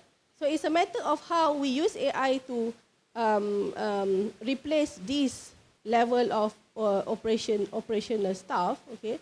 And in addition, how are we going to make sure that the people in the operational they are going to be replaced by AI, how are we going to make sure that they are upskilled? They know how to use generative AI and they will be even cleverer than the generative AI. That is what we should do. Not like, okay, you tak tahu, you are not good, then I'll just replace you with AI, no problem. Okay, but we are dealing with human, right? We started this event just now with bacaan Al-Quran. Okay, well, Al-Quran is about human. So we are not only concerning about the technology, but the most important is looking into us. Okay, looking into humans. All right, so I mentioned just now, in Malaysia especially, the IS always feel left out. Computing people doesn't want to talk to IS people. All right, so but at a certain point, when I think about it, IS is the one who give birth to AI. Okay, and now AI should rely again to, and IS should also use back AI to ensure that they can strengthen themselves. Okay, next please. Okay, so have you used Midjourney? Anybody has used Midjourney software? Angkat tangan, siapa yang dah pernah guna? Ada? Tak pernah. Midjourney is a software to generate pictures. ChatGPT, but it's to generate pictures. Okay? So, my point just now is to empower. We should empower our talents. Okay? Not to let them afraid of this generative AI. Okay, let me show you this example. I was imagining myself giving a lecture here today. So I developed this, I prompt in Midjourney. My prompt is, okay, a middle-aged Muslim female professor professionally giving a keynote talk on future of work. So that's the first picture that I got. Generated by Midjourney. Okay, but saya tengok ni kurus sangat ni bukan saya ni. Too slim, not me. So what I did was, okay, I prompt again, plump tu gemuk sikit kan. Muslim female professor from Malaysia giving an outdoor open lecture on future of work at University Pekanbaru, Indonesia. At Pekanbaru, Indonesia. So you get using that prompt, I got somebody, okay lah, ada muka macam gemuk-gemuk sikit macam saya kan. Lepas tu look like Malaysian, sana tu macam Arab sikit. Kat belakang tu macam seolah ada audience outdoor. Okay, so this is just an example. Okay, how you train your talents to prompt, because prompt engineer is one of the needed talents, right? So how do you prompt? Because if you are creative to prompt, then your outcome will be something beneficial, something beautiful, right? So this is an example. Next, please. Okay, this is another prompt that I made. A beautiful lady, Muslim lady, in a in a garden full of colourful flowers. So I got these 4 pictures initially, but then I chose this picture. I added one word. I say, a beautiful lady running in a colourful garden with white pigeons and one son and one daughter. Tapi dekat dalam gambar ada 3 kanak-kanak. Okay, so dia taklah bijak sangat pun, tapi dia try to give us the whatever information that I have. Okay, so when I look at this picture, sangat indah kan?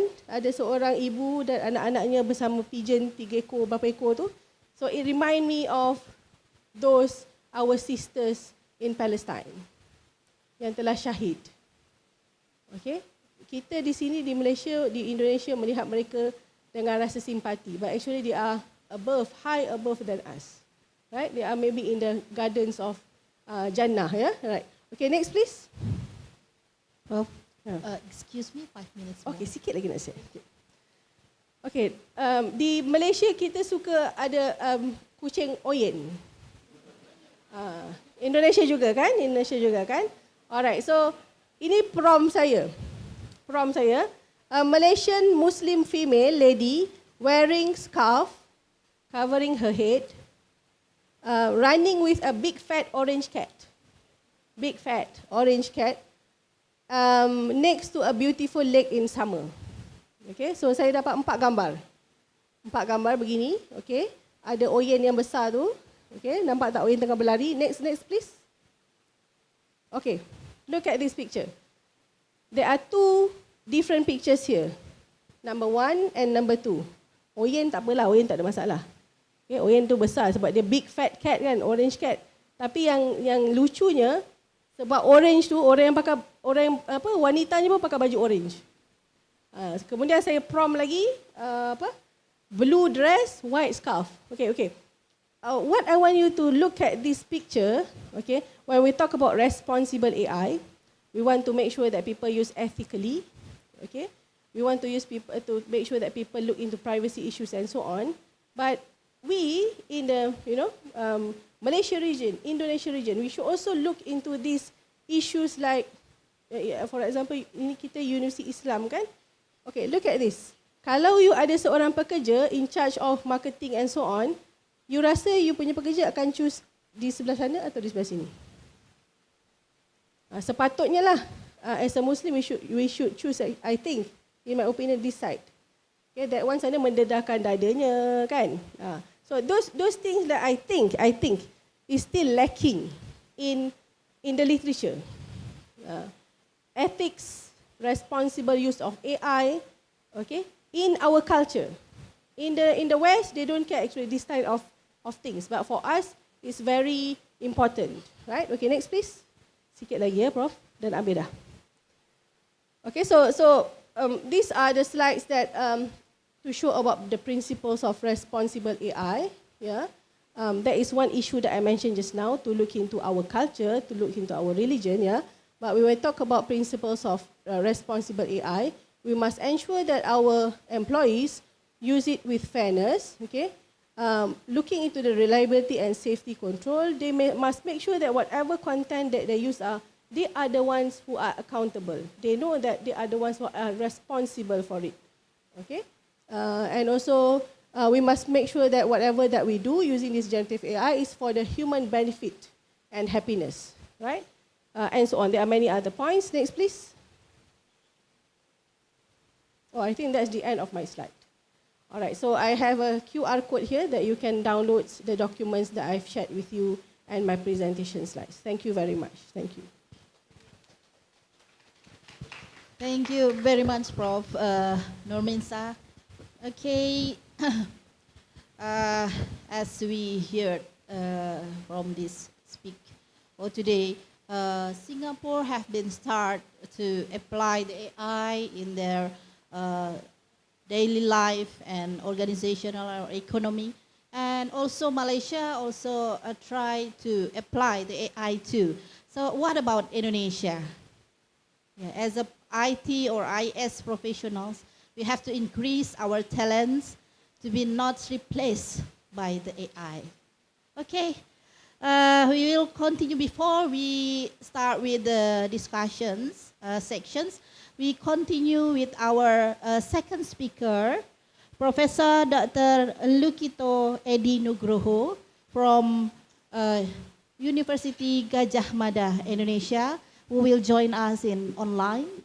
Prof. Lukito, are you ready? Yes, thank you. Can you hear my voice? Okay, Prof.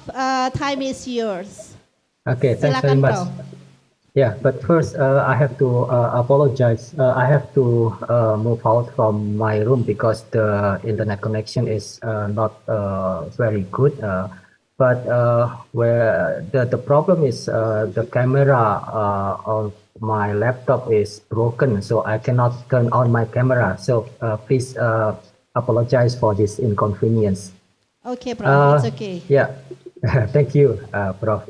First of all, I would like to express my gratitude to Pak Dekan, Faculty of Science and Technology, UIN Suska, Riau, and also to Bu Anggraini for inviting me as one of the speaker in this respected conference. Yeah, it's an honor for me to speak in front of you. And I would also like to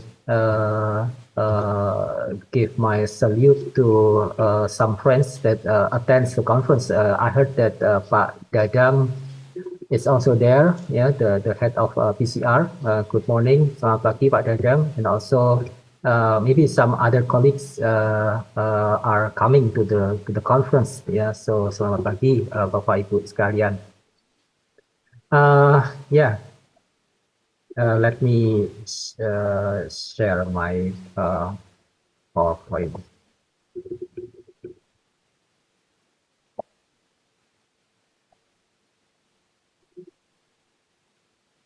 Okay, I hope you can see my presentation now. All right. So I will be talking about not directly about artificial intelligence, but maybe more about the impact of artificial intelligence to our society. Yeah, and what made me more interested is how AI affect the society, especially in Indonesia. Yeah, because we understand that AI represents a high tech products. Yeah, we as mentioned before, we can see so many things that represents the advance, the very rapid advance of technology here. But the other side, we also understand that our society, most of us are still not very familiar with those high tech, yeah, especially in Indonesia. Indonesia is a very large country with very diverse society. We have big cities like Jakarta, like Surabaya, Medan, maybe Pekanbaru too. Yeah, but in different places, we can easily see that many of us are still living in traditional rural areas, yeah, where high tech is not something commonly found there. Yeah, so that's the situation in Indonesia. So when we talk about the application of AI and other high technology to the society, then of course there will be many issues, yeah, that we have to face and to deal. Yeah. So my talk will mainly focus on this perspective. Yeah. So, but first, before we come into the topic, I would like to briefly introduce myself. Not about my studies and so on, but what I want to mention here is something related to my talk today. So what I'm going to say is that I've been working for quite some time in the area of the application of information technology in the government settings. Yeah, so in 2007, I was the initiator of a program, a master program in CIO, the Chief Information Officer. That's a collaboration between our department, the Department of Electrical and Information Engineering, UGM, with the Ministry of Communication and Information Technology. So at that time, we created a master program in information technology, but it's not about the technical aspect of IT, but instead we focus on how IT can help government institutions to develop themselves so that they can make use of information technology. So the program was established in 2007, and it's still going up to now. Yeah, and then in 2017, I was involved in the ministry's program. It's called Gerakan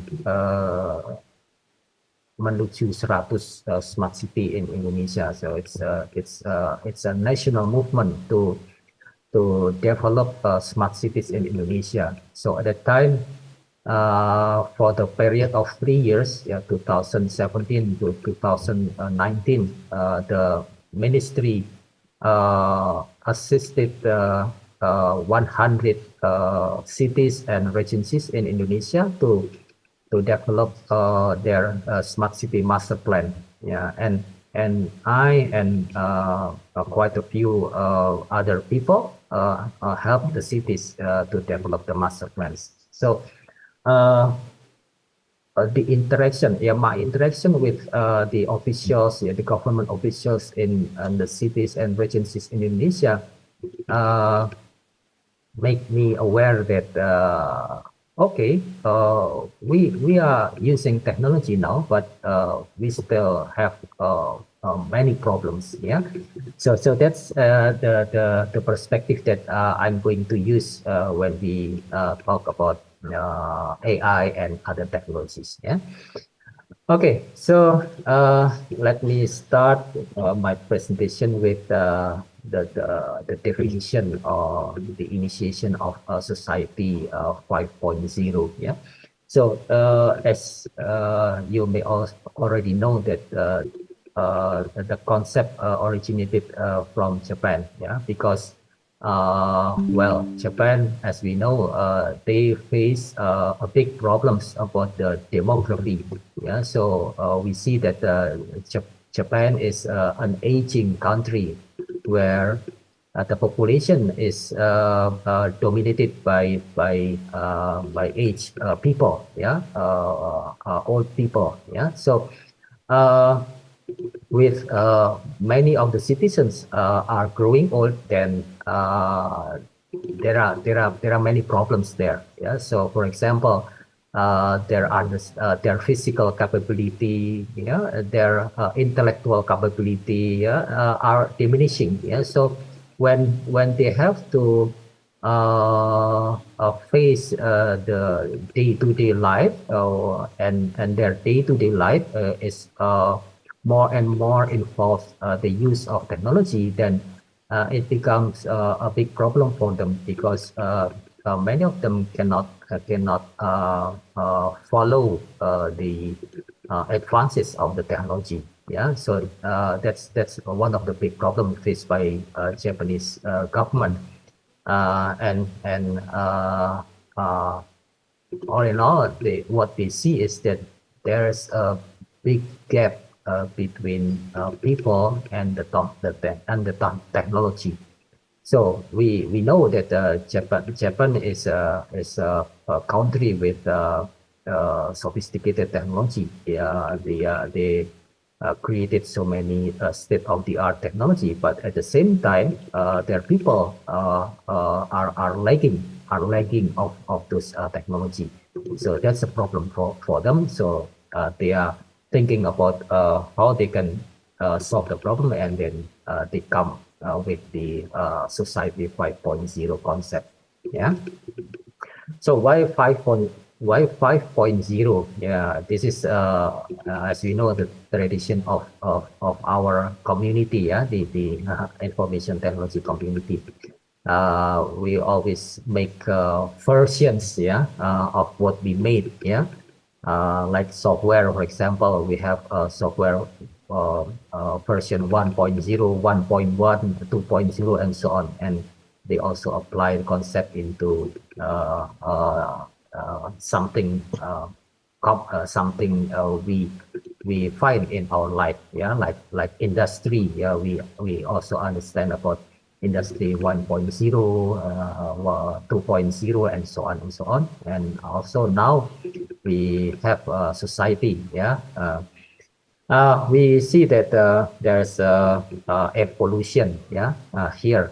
So if we talk about society 1.0, yeah, we see that the focus is on the hunting and gathering. Yeah, so it happened many years ago. Yeah, where people, human being, have not understood about even the most the simplest technology. Yeah, they live in a very primitive way. Yeah, they gather food. Yeah, they hunt animals for their meals. Yeah, things like that. That's the first version of society. And then the second version is when people already understand about how to grow crops. Yeah, to get food. Yeah. So when they start to do agriculture, then that marks the beginning of the society 2.0. Yeah. And then came along the industry 2.0. Yeah, we understand that the industry 2.0 come when I think the invention of the machine work, James Watt, and other inventions after that. Yeah. So the theme is mechanization. Yeah, and it is followed by industry 3.0 with a focus on the automation. Yeah, with the inventions of electronics, computers, and so on. Yeah. So with the advance of industry, then the society also follows that. Yeah, so we know that there's a new kind of society, and we name that as society person 3.0. Yeah, and when the still aligning the industry, when the industry come into the fourth stage. Yeah, and as we know that the industry 4.0 is talking about information. Yeah, and it's also coming the society. Yeah, the society is also moving forward, and we come with the society 4.0. But now we have the difference. Yeah, we still have industry 4.0, but we don't yet have industry 5.0. But in the society, we already come with the society 5.0. So what happened here? Yeah, so this is what I'm going to talk. Yeah. Okay, so when we talk about society 4.0, we understand that it is society with the focus on the information. You know, we work with information on a day-to-day basis. Yeah, I think from the morning when we get up to the night when we go to sleep, we are surrounded by information. Yeah, so I'm sure we understand that nothing we can do now are not involving information. Yeah, so our life is surrounded by information. We feel that oh, okay, this is good. I mean, everything is in our hands. Yeah, like when we have our smartphone, then we feel secure. Yeah, because we can do everything with our smartphones. Yeah? But apparently this is not enough. Yeah, as I mentioned before, for a specific part of our society, there are still problems. Yeah. Some people still have difficulties in doing things that the other people can do it smoothly. Yeah, yeah, and it especially happen with the old people, with the aged population. Yeah, so this is the case that we can find in Japan, and they see it as a very serious problem. Yeah, because when the aged people cannot use the technology, the information effectively and efficiently, then they cannot cope with the demand, and as a result, the quality of their life will be diminishing, and that's not good. Yeah, that's a big problem. Yeah, so society 5.0 is actually an effort to solve the problem. Yeah, to try to minimize the gap between the people and the technology, the information that surrounds them. Yeah. Okay, so here are some examples of problems that we have with society of 4.0. society that are living with information. I have to remind you that even though the case is in Japan mainly, but I think it also happens in here in Indonesia and maybe in Malaysia too. Yeah, because when you talk about old people, then they're all the same. Yeah, they're all the same. Yeah. Of course, the problem is getting worse in Japan because the gap is wider in Japan. Yeah, the people with the diminishing capability have to face the very advanced technology. So the gap is very wide. While here in Indonesia or in Malaysia, yeah, or people maybe they're not using very sophisticated technology, so the gap is not quite wide. But still, the problem of dealing with the technology, dealing with the information, this still exists. Yeah. So that's the point. Yeah. Okay. So if we look at the upper left figure, for example, yeah, we have the problem of how the people, the old people here, have the difficulties in managing, yeah, and working with the information, yeah, information coming from different sources, yeah, coming in different forms, yeah, coming in different meanings, yeah. Maybe there are some contradictions as well, yeah. If we talk about hoax, for example, yeah. Hoax is can be confusing to many people, yeah, especially old people, yeah. They have the difficulties to decide which information is true and which one is false, yeah. And we know, yeah, especially in Indonesia, it can create a very high tension, yeah, especially now when we are facing the general election next year, yeah, Bapak Ibu, we remember 5 years ago how people can argue one to the other, yeah, even brothers and families, yeah, people in the same families, yeah, family members, they can argue only because of the information. Yeah, so that's a serious problem, I think. Yeah. Okay, so that's one of the big problem in society 5.0. Yeah. Still, in working with information, the lower left part of the picture. Yeah.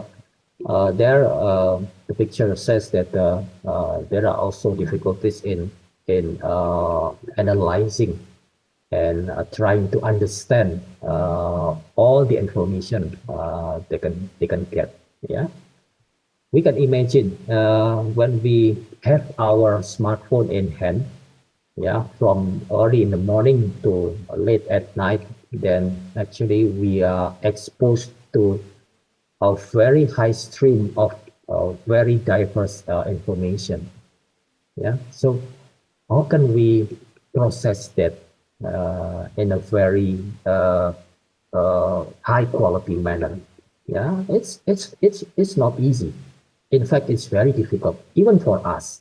Yeah, even for us, people who are very understandable about IT. Yeah, very knowledgeable about IT. Yeah. Even us, even we also have the difficulties of managing and analyzing the information that we receive every day. Yeah, so this is the problem. Yeah.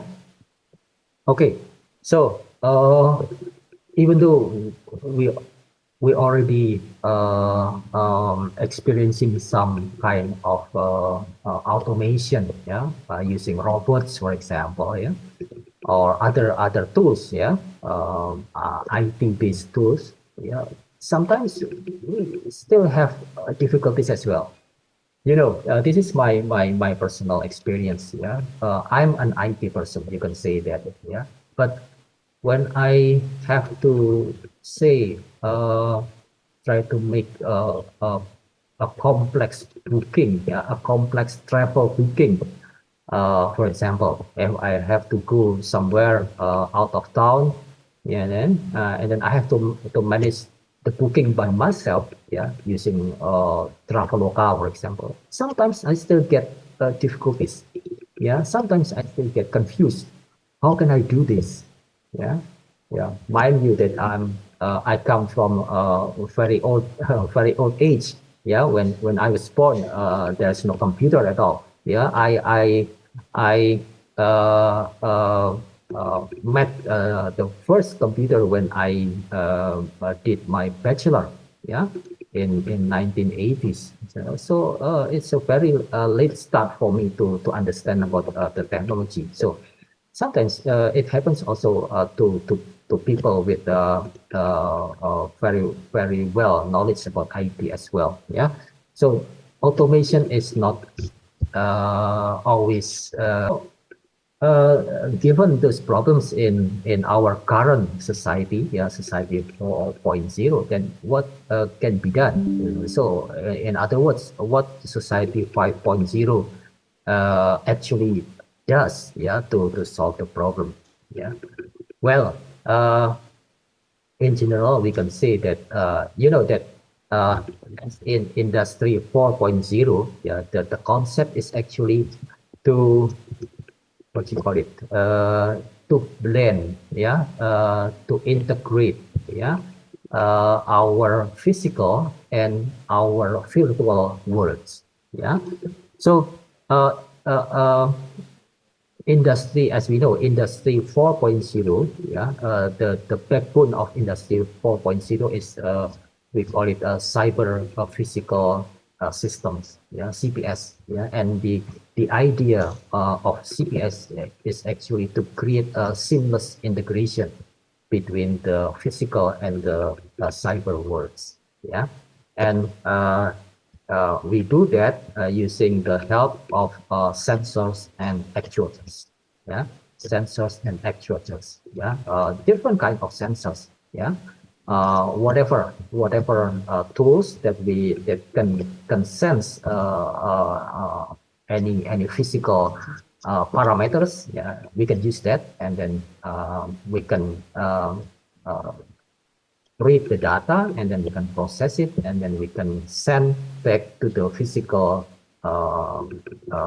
world using the some kind of actuators. Yeah, so actually that's seamless integrations that we also want to bring that into our society.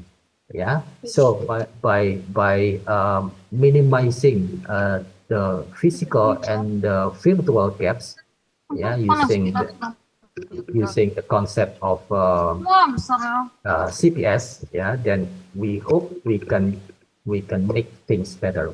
We hope we can solve our problems. Yeah, so that's the main idea of Society 5.0. Yeah. Okay, so this is just an example. Yeah, so how the difference between Society 4.0 and Society 5.0, and how the problems can be solved. As you see in the right part, yeah, there's a blend. Yeah, there's a seamless blend between the physical and the cyber worlds. Yeah, where in the left figure, you see that there's still there's a border. There's still a border that separates between the two worlds. Yeah. Okay. So this is very important. Yeah, this is very important. Sometimes when we hear the term society 5.0, we automatically relate that with the application of high tech, yeah, with the application of IoT, AI, and so on and so on. Yeah, but I think, as pointed out by the Japanese government, the basic idea of Society 5.0 is not about the technology itself. Yeah, they understand that if we only focus on the technology, then the gap will still be there. Why? Because the problem is actually lies on the people. Yeah, it's not about the technology. The problem is not about the technology. The problem is about how people cannot follow, cannot use effectively the technology. Yeah, so we know that on one side the technology is widely used to improve many things. Yeah, especially to improve our economic situation. Yeah, that's why we understand that how organizations, yeah, companies, universities, yeah, governments, all of us employ the technology. Yeah, because the ultimate goal is to improve the economy. Yeah. Not only at the organization level, but up to the country level. Yeah, yes, we all know. Yeah, but again, the problem is on the social part, yeah, on the people part. Yeah, we also understand that economic advancement does not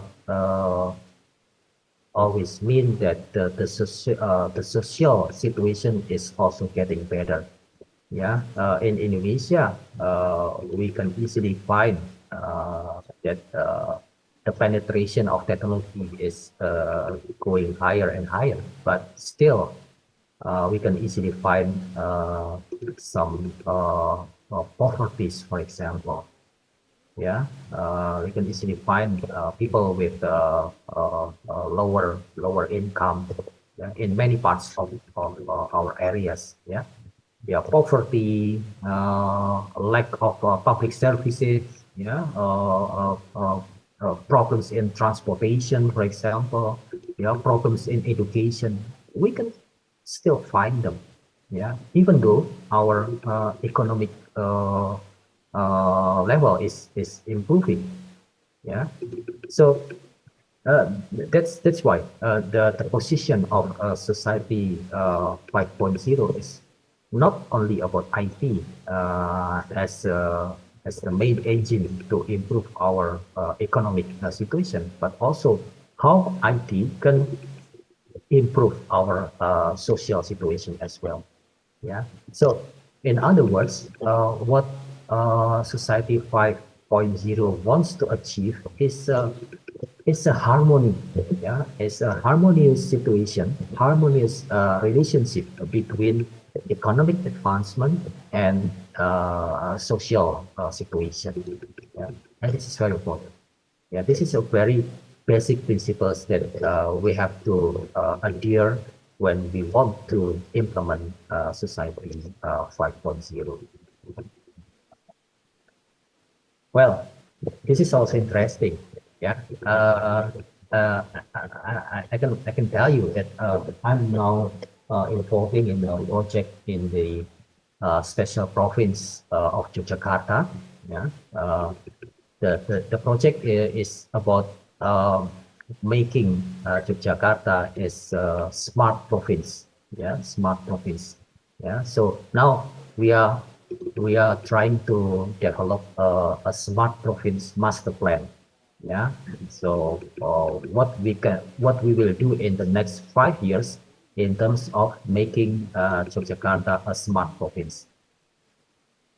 What is interesting is when we ask the government, especially the governor, the Pak Sultan, we call him because he's the king of Yogyakarta. When we asked Pak Sultan about his idea of making Yogyakarta a smart province, he stated that it's not about technology. What I want is the harmonious relationships between Jogja people and the technology. So it's not very useful if Jogja uses high tech, but the people is still in the same situation. If they still have, if they still experience the same problems, yeah. So the government here, the government of Yogyakarta, understand that when Jogja is going to be a smart province, then it's not about the technology. Yeah, it's about how technology can also solve the problems of the people and improve their quality of life. Yeah. So this is interesting because it's not only about installing and using technologies, but we have to go deeper than that. Yeah, we have to go into a level where technology can change the culture, change the mindset of the people, so that the people can blend harmoniously with the technology. Yeah, so the people can see technology as something that can help them, yeah, without sacrificing their quality of life. That's the basic principles of making Yogyakarta a smart province. Yeah? And it's interesting because it creates new questions. Yeah, whether the application of technology can create a new culture. Yeah, for example, can Yogyakarta people, yeah, use technology without having to sacrifice its culture, yeah, its tradition.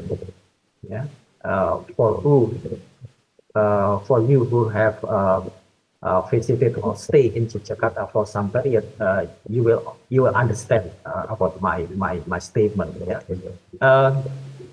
Okay, I try to say in Indonesian. So, kalau Bapak Ibu pernah tinggal di Jogja untuk beberapa lama, pasti tahu ya, Jogja itu masyarakatnya masih sangat kental dengan tradisi, gitu ya. Budaya tradisi itu masih sangat kental. Nah, bagaimana kemudian teknologi itu bisa masuk ya ke masyarakat tanpa menghilangkan itu, gitu. Ya. Sehingga nanti akan muncul budaya baru, ya. We can have a new culture that consists of both the traditional culture and the IT, the technology culture. Yeah, it's interesting to explore about that. Yeah, we are eagerly waiting about that. Yeah. Okay. Maybe in a few years, we can report that to you again. Yeah. Okay. So basically, society 5.0 is about human-centered technology. Yeah. So if we want to use robots, we want to use IoT, we want to use machine learning and other artificial intelligence techniques, then all of them are oriented towards the benefit of the people. Yeah. So that's one thing. And then the other thing is it has to go to the individual level. Yeah. So what I mean is everybody in the society has to be able to take advantage of the technology for him or herself. Yeah. To improve the quality of him or herself. Yeah. So I'm talking about the what you call it, the personalization of technology. Yeah. So it's not only about society or people in a group, but we have to go to the individual level. Yeah. So, for example, if we have a group of old people with different requirements, different handicaps, then Society 5.0 talks about how the technology can help each of the people with those differences. Yeah, that's the point. Yeah. So that's we call the human-centered society. It talks about individual based use of technology. Okay, so this is actually what I have said before. There should be a balance between economic progress and human life quality. Yeah, it is represented by those three circles there. Yeah, comfort, for example. Yeah, the technology that we use should bring comfort. Yeah, to the user. Yeah, every user with different requirement of comfort. Yeah, vitality. Yeah, so the technology should bring ability for the people to do whatever they want.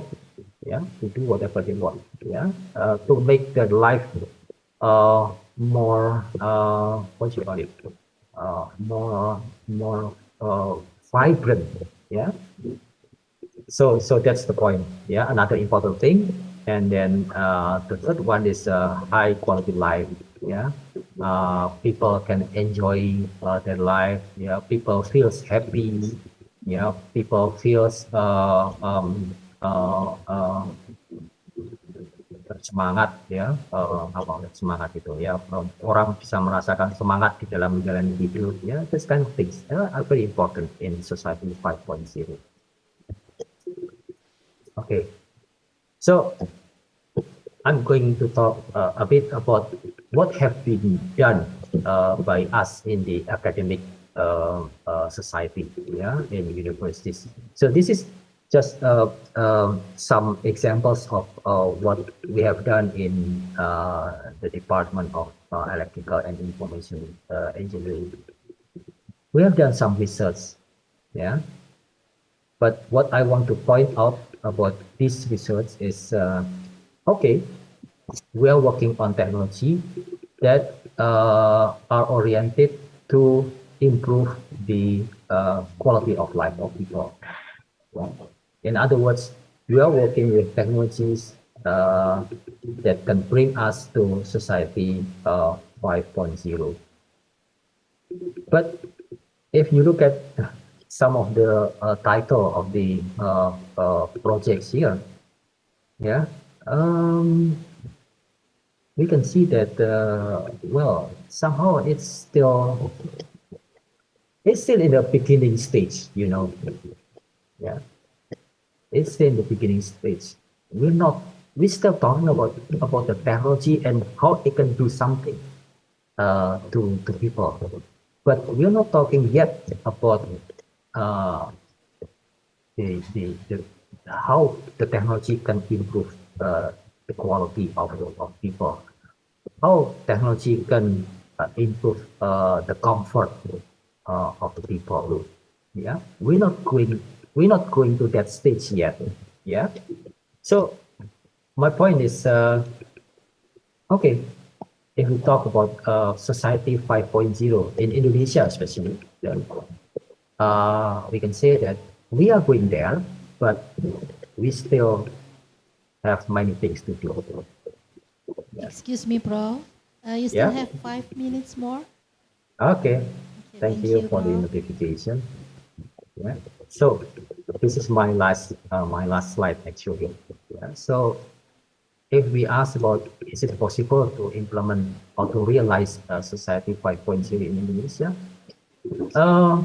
If you ask me that, then I can give you a positive answers. Yeah. Yes, we can do that. We can go there.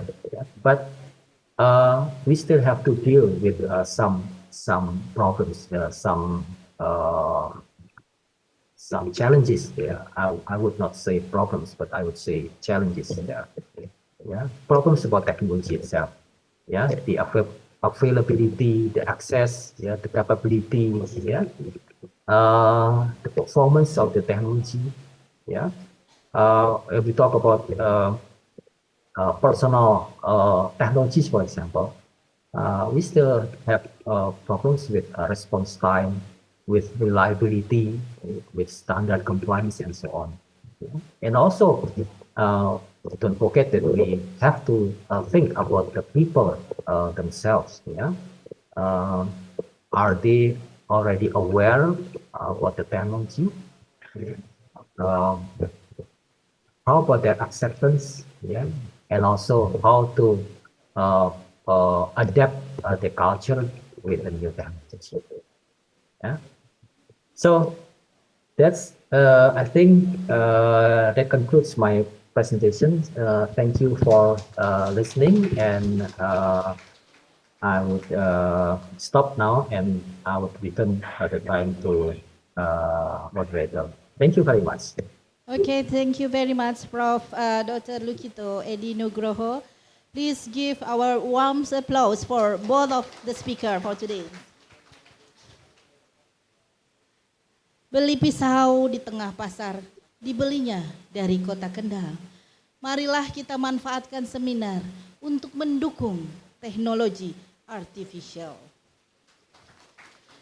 Okay, now we start for the discussion section. So, anyone who have the questions, you can raise your hands. Maybe we start for two person first.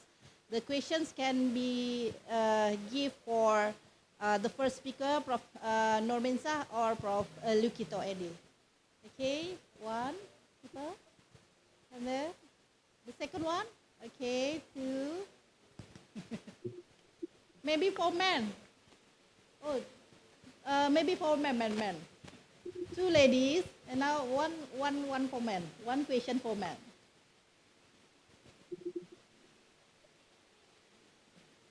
Oh, nobody men in here.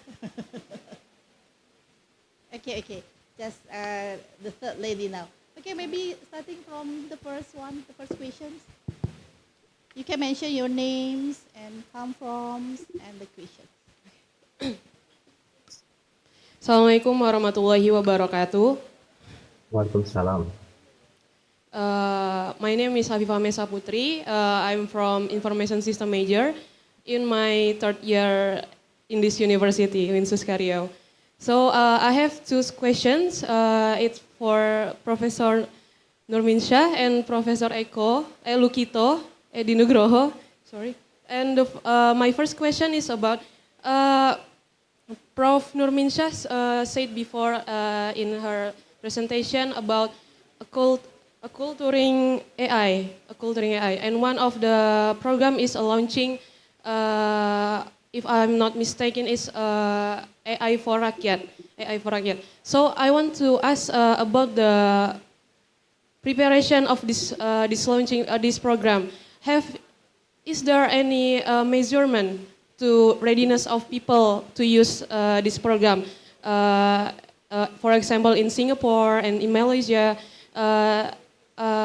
there is measurement or not, and the measurement is about the level of education or maybe the level of how many user in this country or anything or etc. And my second question is for Prof. Lukito Edi Nugroho about the research in 5.0 in society. But in my question is about how about we as researcher want to choose literature review method, but this topic is still in early stage of their developing. Is there any strategy to this research, or we can choose another method beside of literature review? Thanks for me. Wassalamualaikum warahmatullahi wabarakatuh. Waalaikumsalam warahmatullahi wabarakatuh. Maybe our speaker will ask directly. For the first questions, the student asking about what kinds of the preparedness, for us to be a success in AI generative initiatives. I asking about the Rakyat, specific preparation specific about program readiness of people. Okay. And the second questions, I missed the points. So what's the point is you asked about how is the literature review research? The strategy of literature review research for the Society 5.0. No, it's general, but maybe in this seminar focus about AI and social 5.0. But my question is strategy for topic in early stage if we want to use literature review method. Okay. The topic, yeah. Okay, Prof. Lukito. Okay, maybe we start from Prof. Noorminshah. Okay, thank you very much. So for the AI for Rakyat, okay, as I mentioned just now, we have two core modules. Okay, two core modules. Number one is AI aware, okay, which you have to complete all, if I'm not mistaken, 4 main sections. You have to complete all 4 main sections, and there are some simple online like quizzes. Okay, if you pass all the quizzes, you go through all the modules online for AI aware, you will get a badge. So that's the first part. Before you complete, if you have complete the AI aware, then only you can go to the AI aware appreciate. Okay. First, you need to be aware of AI first, then you can appreciate. So in the AI appreciate also, there are few topics that you have to go through, and then you will need to take online quizzes. I think the passing mark is, I can't remember, 70 or 80%. Then if you get, you pass all the quizzes, but of course you can do the quizzes many times, no problem, okay? Because this is something general, we want to make sure that the rakyat know what is AI, right? So the second part is AI appreciate. So if you pass AI aware and AI appreciate, you get 2 like badges or certificates. Okay. Asking about the criteria, how maybe we want to measure the awareness and the appreciation of AI among our citizens, right? I think that will be after the implementation. We can see like how many % has got the AI aware certificate and AI appreciate certificate, and maybe we can analyze how long do they take to understand the content, because everything is online, so all can be recorded, right? How many %? For your information, the AI for citizens or for rakyat in Malaysia, the platform was actually founded by Intel. So the government of Malaysia is working with Intel for the AI for Rakyat platform. And it was actually launched first in India. So when they bring into Malaysia, that's why few of us were invited to look at the content, okay, to make sure that the content is localized to Malaysia, suitable for Malaysia, and also to make sure that the examples that we give, because sometimes, as I mentioned just now, it was taken from Indian context. When we translate it to Malaysia, it becomes sometimes a bit funny. They translate for us in Malay, okay? But you imagine the Indian people, Indian for India, their language is a bit different from us in Malaysia, right?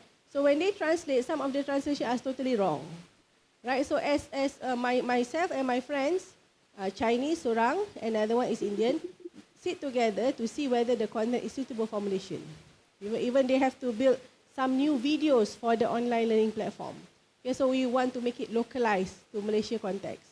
Okay, so every time we because you have to understand this is a nationwide, right? When I look at the content, I have this in mind. You know Tentera Bawang? You know not Tentera Bawang? In Malaysia, we have this Tentera Bawang online. They were complain all sort of things. Itu tak bagus, ini tak bagus, itu tak betul, ini tak betul. They will viralize things. They were viralized things. So when I look at the content, it will be used by all citizens in Malaysia, right? So I think like, okay, I better be careful about the content because later on maybe tentera bawang akan kutuk. You know, what is this? What is this?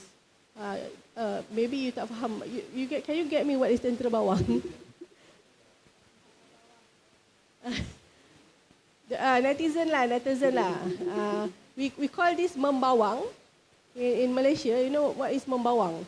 When people have kenduri kahwin, wedding, makcik-makcik duduk kopek bawang kan? Sambil kopek bawang dia pop. So kita panggil membawang. Bergosip. So online kita panggil tentera bawang.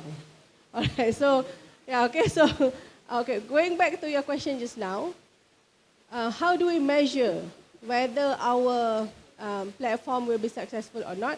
It will be depending on how successful people use it, how willing is people to use it. Because although it is open and it's up to you, you want to finish in 1 hour, 2 hours, or maybe you go halfway, then you drop it. You don't want to continue, right? So from the data, the usage data of the platform, that we know whether the implementation will be successful or not. But of course, the government itself should have strategies which one to go first. For example, I would recommend first, government should focus on all higher education students to make sure that everyone is aware, because they will be going out to the workforce, right, after graduation.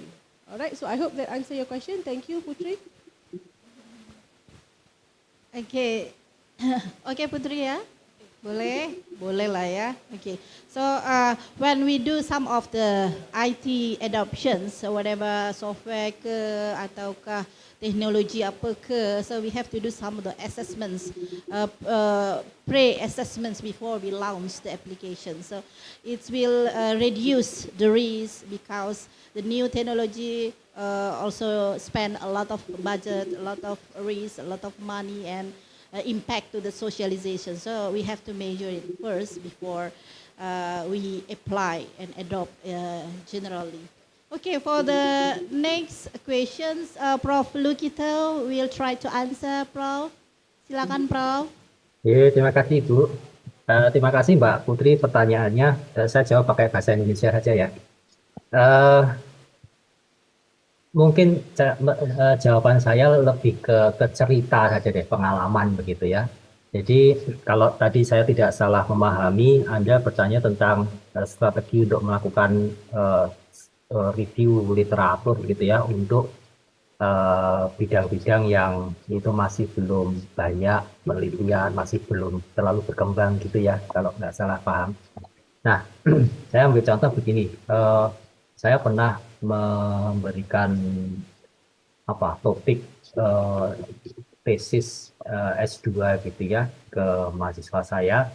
Jadi pertanyaannya tuh sederhana, kira-kira mungkinkah industri 4.0 itu diterapkan di perusahaan-perusahaan kecil, UMKM gitu ya. Jadi kalau di Jawa Tengah itu kan ada cukup banyak perusahaan UMKM seperti yang bikin peralatan rumah tangga atau peralatan part mobil, motor segala macam gitu. Nah, mereka kan menggunakan proses-proses otomatisasi juga, udah pakai mesin-mesin begitu. Nah, mungkin nggak konsep industri 4.0 itu diterapkan untuk perusahaan-perusahaan seperti itu?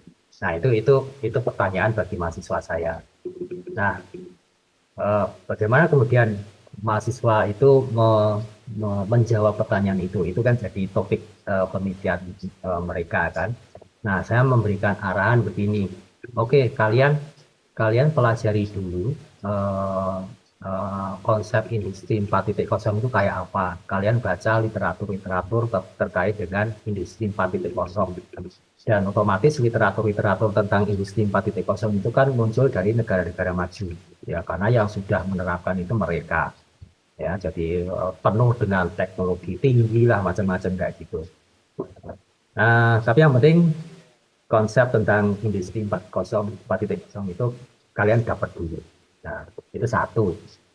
Kemudian yang kedua, saya minta mereka juga mempelajari gimana sih cara kerja para UMKM tadi.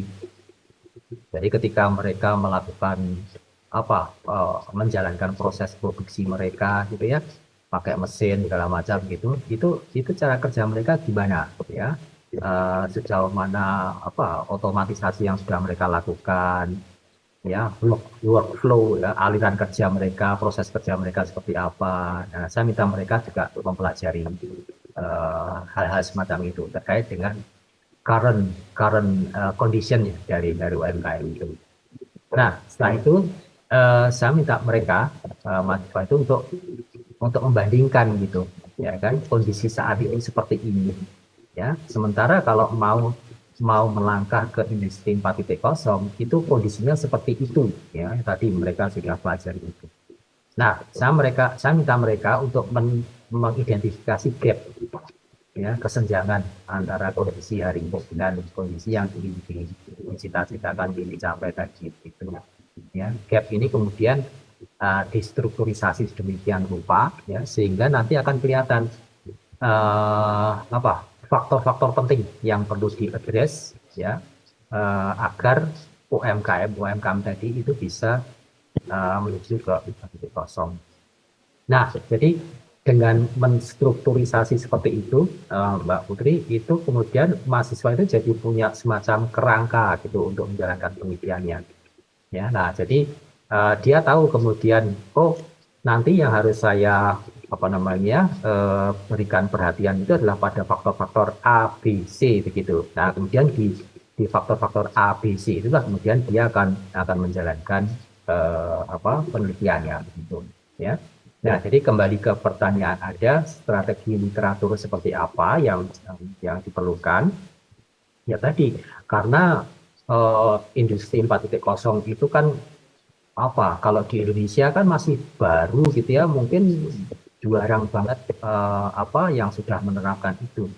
Ya mau tidak mau kita baca-baca literaturnya ya dari sumber aslinya dari luar negeri begitu, ya.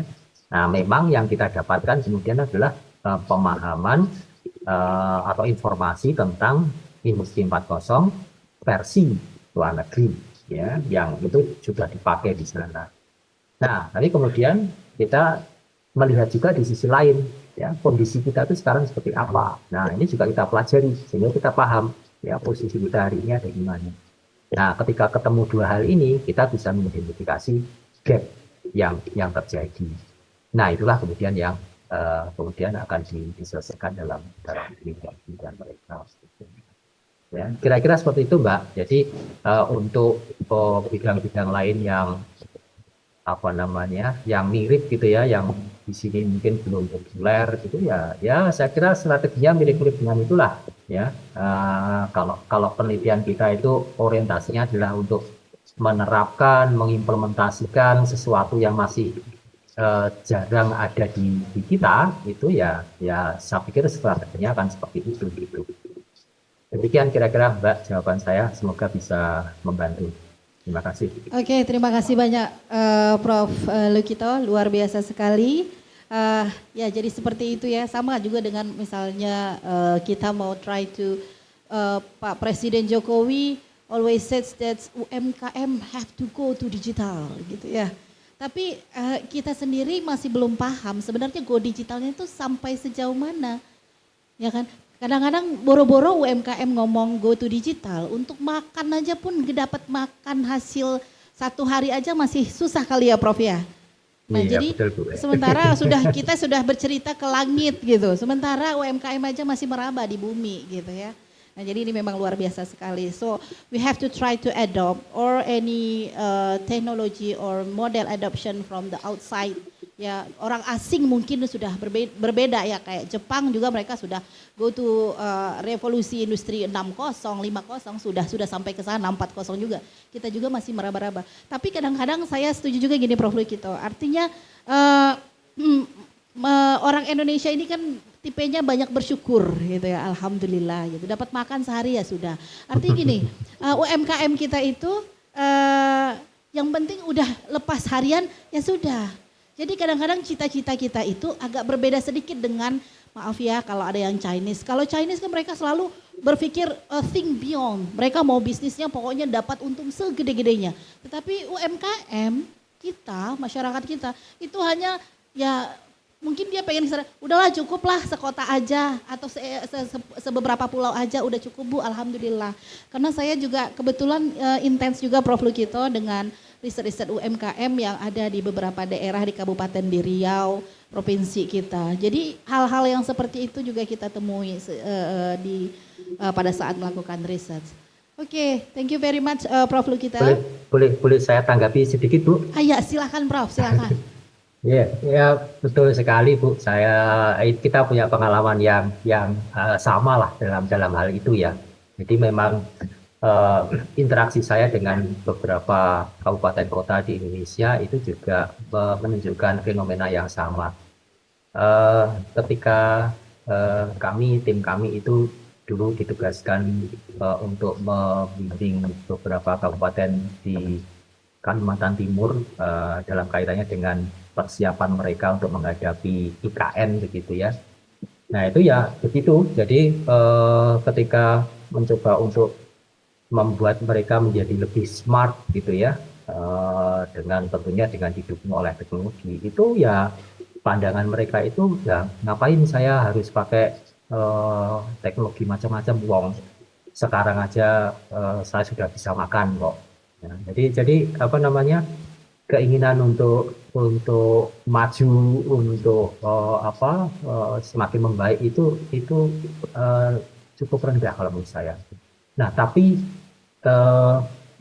saya kok yakin nanti ketika mereka itu betul-betul menghadapi tekanan atau tuntutan yang tidak bisa mereka elakkan, itu mereka mau tidak mau akan berubah.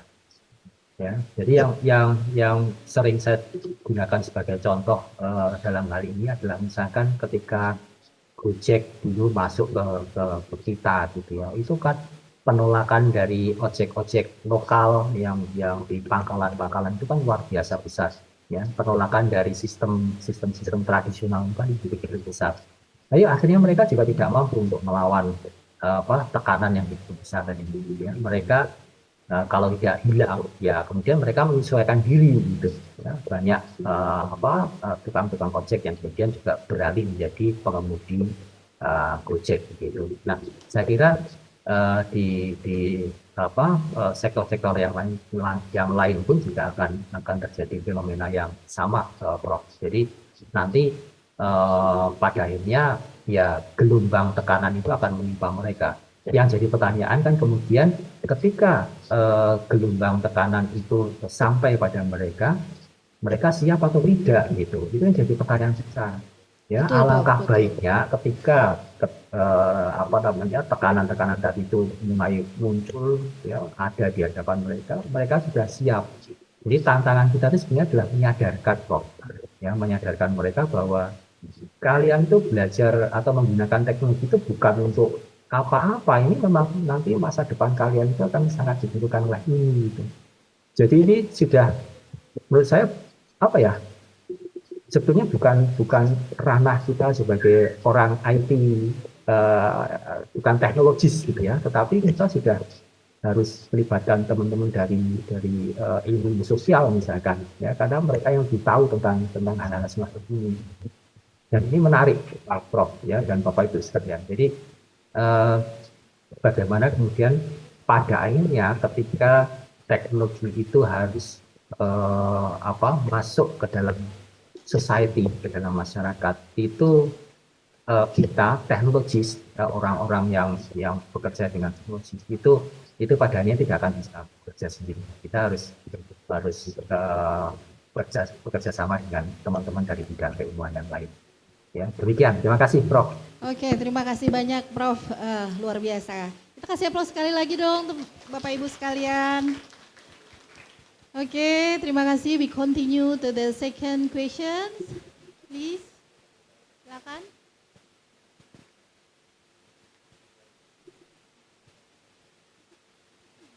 Tadi siapa yang tunjuk tanya tangan?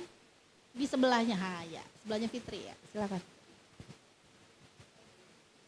Assalamualaikum warahmatullahi wabarakatuh. Okay, let me introduce myself. My name is Aulia Kartika Dewi and you can call me Tika. Nice to meet Pelan-pelan you. Tika, pelan-pelan. Okay, I'm from Information System major and University Islamic State Sultan Syarif Kasim Riau. So I have two questions for Prof. Noorminshah and Prof. Lukito. And so we have a topic about the raising of AI, unlocking the impact to organization. So the first question for Prof. Noorminshah, what are the biggest challenges faced by organization in adopting AI? In Malaysia, you all have AI untuk rakyat. Okay, and what are effective strategies for overcoming that obstacles? Okay, the second question for Prof. Lukito, you are explain about society 5.0. How can the implementation of AI increase the competitive of small enterprise, small medium enterprise, and contribute to achieving the vision of Society 5.0, which emphasizes the integration of technology for social welfare. Oke. Assalamualaikum warahmatullahi wabarakatuh. Waalaikumsalam warahmatullahi wabarakatuh. Oke. Pas pertanyaan pertama untuk Dr. Mensa itu oke, jelas ya dokter ya, challenge, kemudian obstacles in implementation of AI for the organization. The second question ke Prof. Lukito kok agak-agak susah gitu diterjemahin. Atau mungkin boleh bahasa Indonesia aja. Pakai bahasa Indonesia aja Mbak. Coba bahasa Indonesia aja Mbak, coba. Mungkin untuk pertanyaan yang kedua itu bagaimana penerapan AI-nya sendiri itu dapat meningkatkan daya saing UMKM dan berkontribusi dalam mencapai visi dari Associat 5.0 yang menekan pada integrasi teknologi untuk kesejahteraan sosial. Panjang wakil. Oke Prof, bisa dipahami ya Prof ya? Oke. Ya siap. Mungkin untuk sesi ini kita persilakan ke Prof. Lukito dulu, boleh Prof? Oh boleh, terima kasih. Silakan Prof.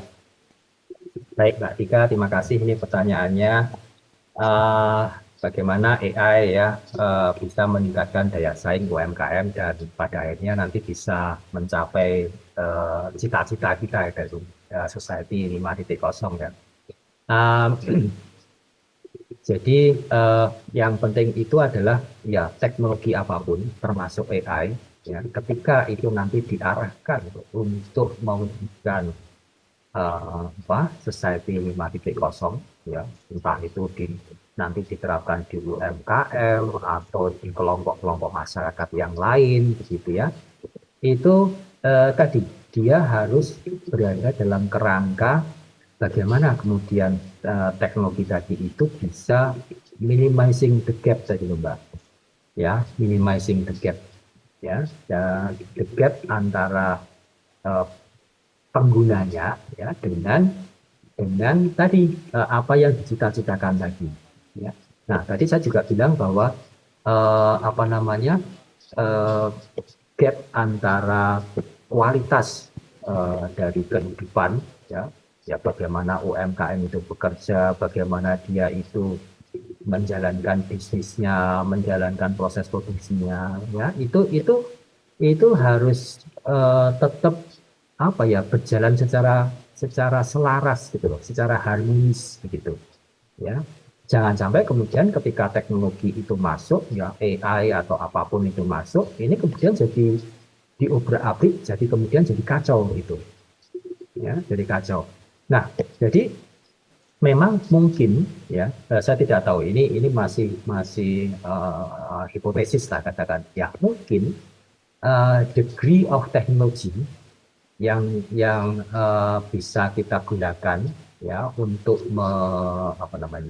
untuk diterapkan ke UMKM atau kelompok-kelompok masyarakat lain yang masih tradisional tadi, itu mungkin ya tidak akan sama dengan teknologi yang digunakan oleh Jepang, oleh negara-negara maju yang lain. Mbak Tika tadi. Jadi ya disesuaikan gitu, ya disesuaikan. Ya tadi yang penting itu adalah harmoni, keselarasan gitu. Ya kalau misalkan kita belum perlu teknologi yang amat canggih, ya tidak perlu memaksakan gitu. Ya. Apa gunanya teknologi yang canggih, ya AI yang macam-macam gitu, tetapi kita kemudian jadi susah sendiri gitu loh. Ya, wah ini caranya menggunakan gimana? Saya kok bingung, ya kan? Ya tadi, saya yang orang IT aja kalau disuruh menggunakan aplikasi-aplikasi di HP saya itu kadang-kadang kesulitan juga. Gitu. Ya, nah, apalagi ya tadi UMKM yang tidak familiar dengan teknologi gitu. Nah, jadi itu Mbak Tika, apa namanya,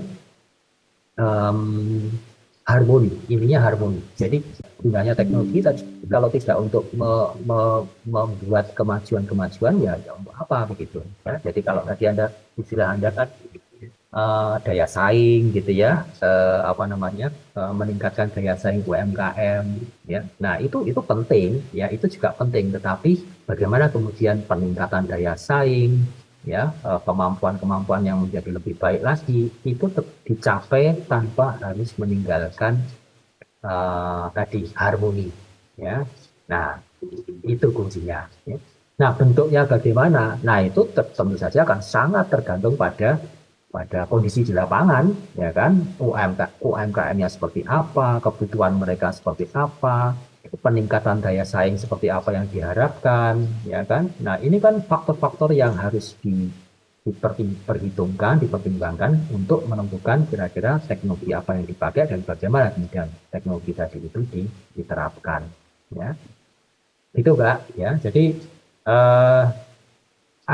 intinya itu sebagai teknologis tadi ya, Anda tadi apa sistem informasi ya Mbak ya. Nah sebagai mahasiswa sistem informasi, saya menyarankan Anda untuk broadening the perspective gitu ya. Oke, bahwa sekarang Anda belajar tentang teknologi yang katanya dengan sistem informasi, tetapi keep in mind ya bahwa ketika nanti Anda sudah lulus dan kemudian somehow nanti Anda akan harus menerapkan teknologi-teknologi yang Anda pelajari tadi ke real users ya. Nah, itu ada perspektif-perspektif lain yang itu juga penting untuk diperhatikan, penting untuk dipertimbangkan ya. Ya, tadi salah satunya yang kita bicarakan tadi adalah harmoni, keselarasan.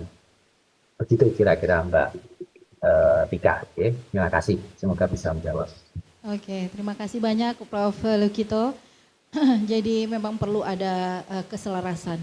Nah, ini sebenarnya merupakan homework ya, yang sangat besar bagi kita sebagai profesional IT, how to develop good IT application. Jangan sampai begitu kita launch aplikasi kita terus audiensnya langsung stres pakai aplikasi kita gitu kan ya. Misalnya mau buat, cobalah pakai marketplace ya, ada marketplace terus orang buat marketplace, Shopee, Tokopedia dan sebagainya, kita juga coba buat juga. Tetapi begitu orang register terus bingung, ini mau pindah ke menu ini, mau masukin ke keranjang gimana ya, saking kan canggihnya gitu mungkin. So everything that we have tried to develop, we have to think first, we have to test, evaluate, and do some of the pre-assessments designs ya before we launch our application. So begitu nanti di-adopt, so sudah semua permasalahan yang terkait dengan aplikasi atau itu menjadi lebih mudah. Ya. Apalagi kalau aplikasi kita ini akan digunakan oleh masyarakat dengan level edukasi yang berbeda-beda ya. Misalnya seperti SMEs atau UMKM kita. Okay, for the next answer, Dr. Min. Okay, thank you very much Tika for the question. Challenges, obstacles, yeah, and how to overcome it. So when we're talking about implementing new technologies, yeah, example is AI, I would say there are three main challenges. Okay, number one is infrastructure.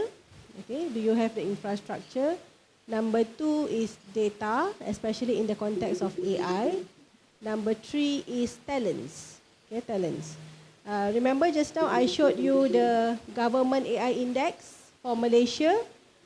We are lower compared to, for example, Singapore. Of course, again, I say don't compare, but we are lower because we have this lower score for data and investment in research. Okay, Singapore is high above because of three main things. Number one, because they have this good smart city implementation. Number two, because they have the AI Singapore initiative. And number three is they have 500 million Singapore dollars of investment for research and development. Okay, so that's why they are above. So in Malaysia, for example, we are lacking in terms of data and investment for research. All right. So the challenges is infrastructure, number one. Number two is data, and then number three is talents. Let me give you an example, a simple example. Okay, we imagine AirAsia. Okay, have you used AirAsia chatbot? That's a chatbot, right? Okay, I used it. I think last 5 years. I ask question, it's not answering my question. So finally I give up. Apa ni? Tanya lain, jawab lain, kan? But so why does that happen? Because at that particular time, AirAsia has not got enough data from the customers. Okay, I used it recently yesterday. I bought a ticket for Dr. Nazmona and Dr. Halina. I forgot to change from Mr. to Miss. Okay, just a small error. But I'm afraid AirAsia anything nanti salah semua tak boleh naik flight nanti kan tertinggal pula dia orang kan. So my friend said, Doctor, now the chat is good, intelligent. Okay, let me try. So yes, it's intelligent now. It has got structured menu. It really, reply in a way that is easy for me. Why? Because it has already got the data. What are the requirements or the needs of customers? So based on your requirements, based on what we normally ask, they use the algorithm, AI algorithm, so that the chatbot can reply us intelligently, like a human being, right? So actually, again, as I mentioned just now, we are the one who make the AI intelligent, right?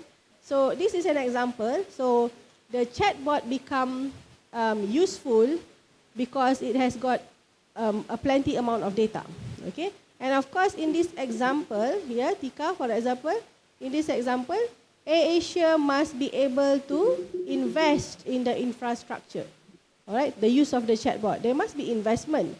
They must have a cost, right, for that. And the third one is talents.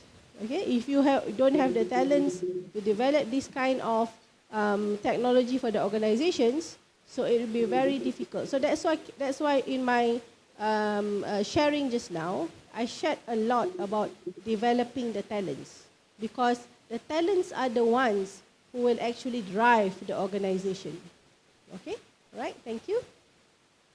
Okay, thank you very much, Prof. Noorminshah. Okay, maybe one more question, the short question, please. Okay, silakan.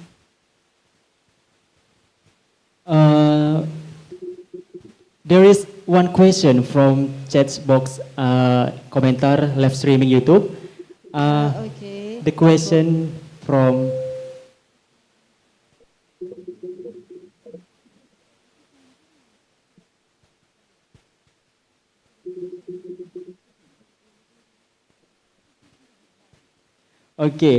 the question from Tita Alicia, Major of Information System, and the question for Professor Lukito, and the question is, as we know that each evolution have its own vision, and for Society 5.0 has a vision, one of which is comfort. What if it turns out that after the implementation of Society 5.0, Indonesian people are not comfortable with the change that occur? Moreover, many Indonesians are still unable to adapt to technology or even blind to technology. Will Indonesian people remain in the previous evolution, or does this evolution inevitably have to be implemented? If it must, are there certain strategies that will be carried out by reflecting on other countries? Okay. Okay, Can I Prof. just Have answer you now? got an idea about the question? Satu ya. So this is the latest question. Okay. Oke. Bisa langsung saya jawab, Prof? Silakan Prof. Lukito. Silakan. Iya, terima kasih Mbak Tita ya. Comfort. Yeah. So you contrast between the comfort and the technology gitu ya. Mbak Tita agak khawatir tentang bagaimana kalau nanti teknologi justru akan membuat society kita menjadi tidak nyaman karena mungkin mereka belum terlalu paham, terlalu familiar dengan teknologi itu sendiri begitu. Nah, jadi seperti yang saya sampaikan, justru kemudian pertanyaannya adalah bagaimana agar teknologi yang akan kita gunakan tadi itu ya betul-betul memberikan comfort ya, bagi penggunanya kan, penggunanya nanti ketika mereka menggunakan teknologi tadi begitu. Jadi satu seperti tadi saya katakan, mungkin kita belum perlu untuk menggunakan teknologi yang terlalu canggih gitu, yang gap-nya itu justru akan sangat lebar dibandingkan dengan penggunanya begitu. Ya, jadi appropriate teknologi itu mungkin akan lebih cocok bagi kelompok-kelompok masyarakat yang memang masih tradisional, masih belum terlalu mengenal teknologi seperti itu. Ya, itu satu. Dan yang kedua, bukan hanya terkait dengan teknologi saja, Mbak Gita, jadi tapi juga bagaimana masyarakat itu bisa mengadopsinya, ya, bisa mengadopsinya dan kemudian menjadikannya sebagai bagian yang tidak terpisahkan dengan kehidupan sehari-hari, gitu. Ya, nah, saya kira banyak contoh keberhasilan ya dalam hal adopsi teknologi ini. Ya kita bisa melihat diri kita sendirilah. Ya saya lah ya, kalau Anda masih muda, Anda adalah generasi yang ketika lahir pun sudah diwarnai dengan teknologi. Kalau saya kan tidak ya, jadi saya sudah bisa bilang saya bersentuhan dengan teknologi itu ketika kuliah, ya, baru pertama kali mengenal komputer itu ketika kuliah S1 dulu. Nah, jadi ketika saya bertemu dengan teknologi baru, itu ya tadi seperti Anda sampaikan, saya merasa tidak nyaman gitu ya. Saya tidak merasa tidak nyaman dengan ini apalagi sih ya, kok perkembangannya begitu cepat gitu ya, rasa comfort saya itu terganggu gitu. Nah, tetapi kemudian kan teknologi sendiri itu kemudian berusaha untuk mendekatkan diri ke saya gitu ya. Jadi tentunya bisa macam-macam, seperti misalkan bagaimana mereka muncul dengan user interactions yang mudah dipahami ya, kemudian help-nya, fasilitas untuk help itu juga sangat ekstensif gitu ya. Nah, jadi itu ya, belum lagi kemudian lingkungan di sekitar saya itu juga pada akhirnya membantu saya untuk bisa memahami dan kemudian menggunakan teknologi tadi gitu ya. Nah, ekosistem semacam inilah yang kemudian perlu diciptakan, Mbak. Ya, jadi selain teknologinya, ya, tapi juga ekosistem yang kemudian membuat pengguna itu kemudian ya lama-lama bisa merasa nyaman dengan teknologi itu dan kemudian menjadikannya sebagai bagian yang tidak terpisahkan ya dengan kehidupan dia sehari-hari. Nah, jadi edukasi ya, kemudian sosialisasi, kemudian pendampingan ya, itu menjadi bagian yang tidak terpisahkan kalau kita ingin mengadopsi teknologi baru tadi sehingga comfort tadi itu bisa tercapai begitu ya. Dan ini berlaku universal, Mbak. Jadi tidak hanya terkait dengan AI, ya, tidak hanya terkait dengan Society 5.0, tapi adopsi teknologi apapun ya ke user itu harus disertai dengan proses-proses yang kemudian membuat percampuran atau akulturasi itu bisa berjalan secara smooth dan pada akhirnya itulah yang kemudian bisa memunculkan kenyamanan ya seperti yang tadi Anda bilang. Ya, demikian Mbak, terima kasih. Oke, terima kasih banyak Prof. Lukito. Alhamdulillah, 3 questions has been answered by the all speakers. Please give a warm applause for our speaker for today. Due to the limitation of times or the restriction of our times, one of the resumes that we can conclude for our seminar international for today is AI has been embarked the revolution industry from 4.0 to 5.0 and impact to the society 4.0 to 5.0. But the one thing that we have to understand that human-centric is more important besides the AI or technology itself. So, as Al-Quran says, Allah ciptakan manusia sebagai pemimpin di muka bumi ini. So, bukan robot, bukan AI, bukan Siri, bukan any application or tools or technology. So, the technology just only the supporting things. So, we as a human have to increase the professional supaya kita tidak mudah di-replace oleh AI. Oke, itu saja mungkin sedikit dari saya sebagai moderator. Kita closing dengan pantun bunga dedap di atas para anak dusun pasang pelita. Kalau tersilap tutut berbicara, jemari disusun, maaf dipinta. Satu lagi ya, karena ada Malaysianya nih sedikit. Dari Kedah ke Pekansari, jauh Kak, Dokter? Beli swasta di kota tinggi. Selesai sudah tugas kami, di lain masa bersua lagi. Assalamualaikum warahmatullahi wabarakatuh. Waalaikumsalam warahmatullahi wabarakatuh. Terima kasih Prof. Falisa, terima kasih Prof. Noorminshah. Terima kasih Prof. Lukito.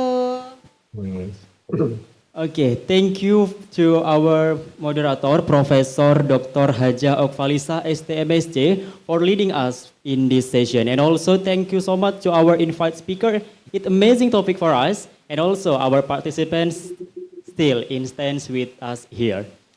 And ladies and gentlemen, we have one announcement from committee for all participants.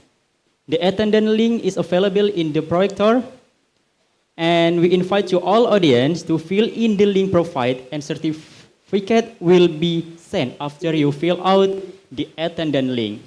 Oke, silahkan untuk Bapak Ibu hadirin sekalian dapat men-scan QR yang ada di layar proyektor sebagai absensi kehadiran pada event kali ini. Dan sertifikat nantinya akan dikirim melalui email yang Ibu Bapak lampirkan di formulir.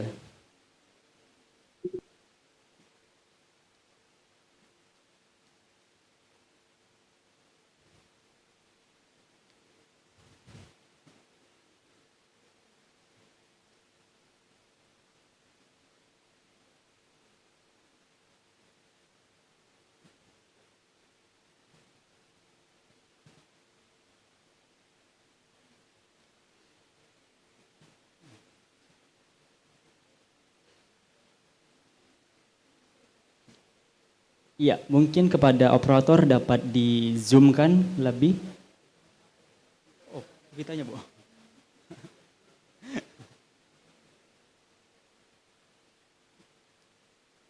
Oke.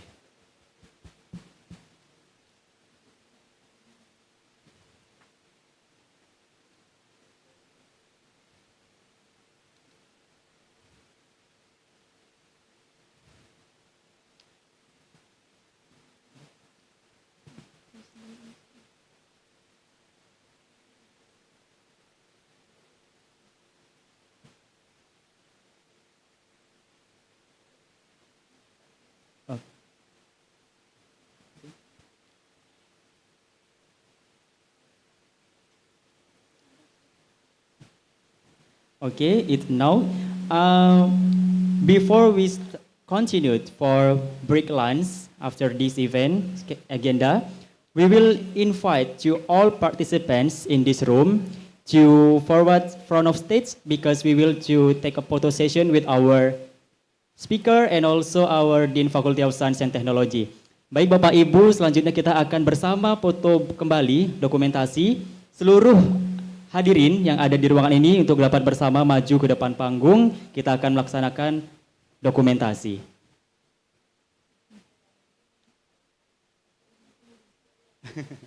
Iya.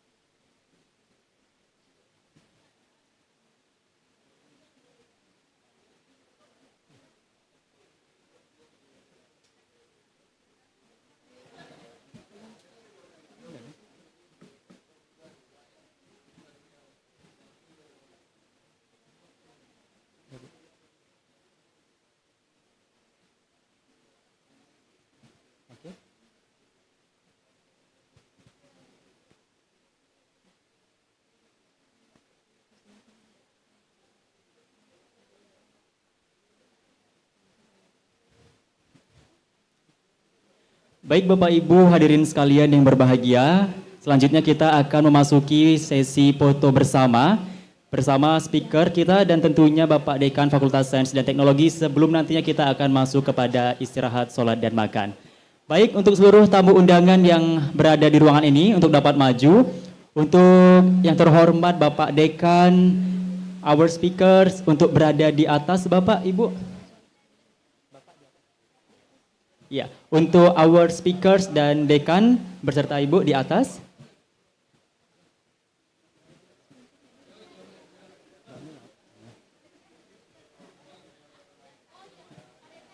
Ya, untuk Bapak Dekan, tamu undangan.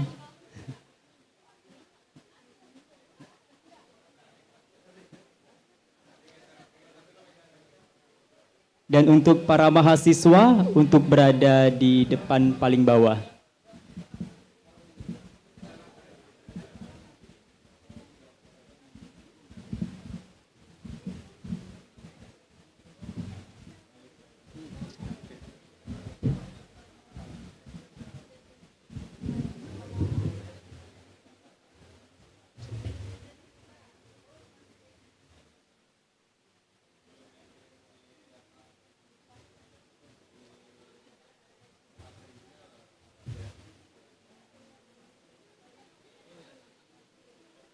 Iya.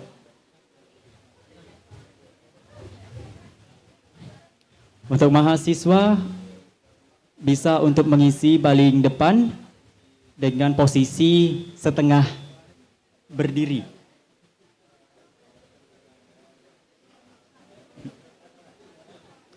Iya.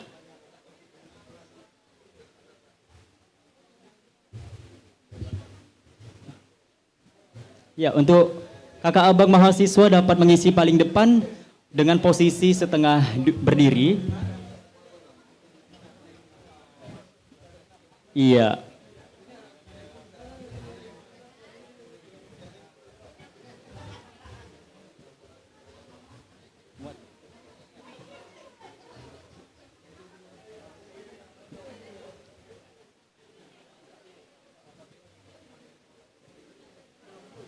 Yeah. Huh?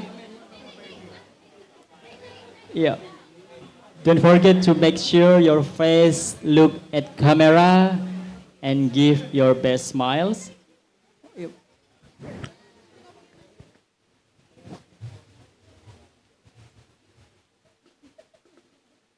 Okay, make sure that you are in smile.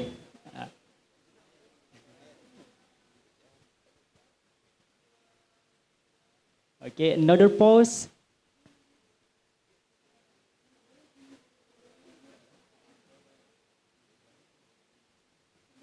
Okay.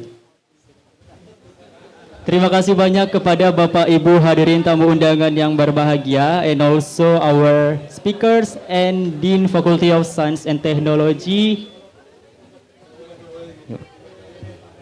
Ya, Bu. And we continue to our next agenda. It will break lunch. Yeah. For break lunch, Bapak Ibu dapat mengambil makan siangnya di meeting room Nusa Indah yang terletak di sebelah kiri di depan ruangan kita. Lalu setelah itu acara akan dimulai kembali pada pukul 13 waktu Indonesia Barat. Iya, baik Bapak Ibu, untuk menu makan siang, Bapak Ibu dapat mengambil menu makan siang di meeting room Nusa Indah, dan untuk makan bersama kembali lagi kita masuk ke dalam ruangan ini untuk makan bersama. Jadi untuk Bapak Ibu hadirin semuanya, untuk makanan siang kita terdapat di ruangan meeting Nusa Indah. Namun untuk makannya kembali lagi kita ke dalam ruangan ini. Waktu istirahat isoma selama 1 jam dan kembali lagi ke ruangan ini pada pukul 13 waktu Indonesia Barat. Iya.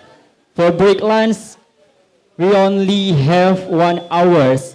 And to continue the next agenda, it is coaching clinic and poster competitions. And who will be the winners of poster competition? It will announce later. So for the lunch, Bapak Ibu hadirin dapat mengambil di ruang meetings Nusa Indah dan kembali lagi ke dalam ruangan ini untuk makan bersama.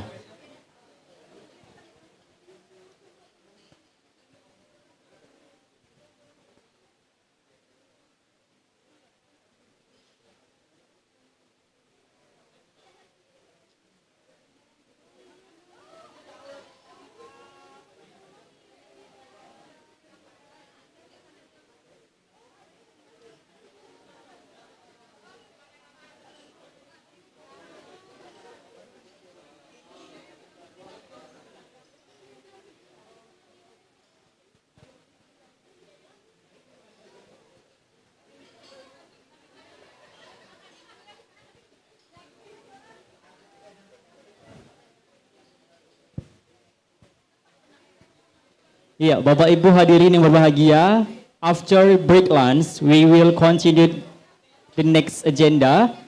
It is coaching clinic and poster competition, and for the winner, it will be announced later. So, don't forget to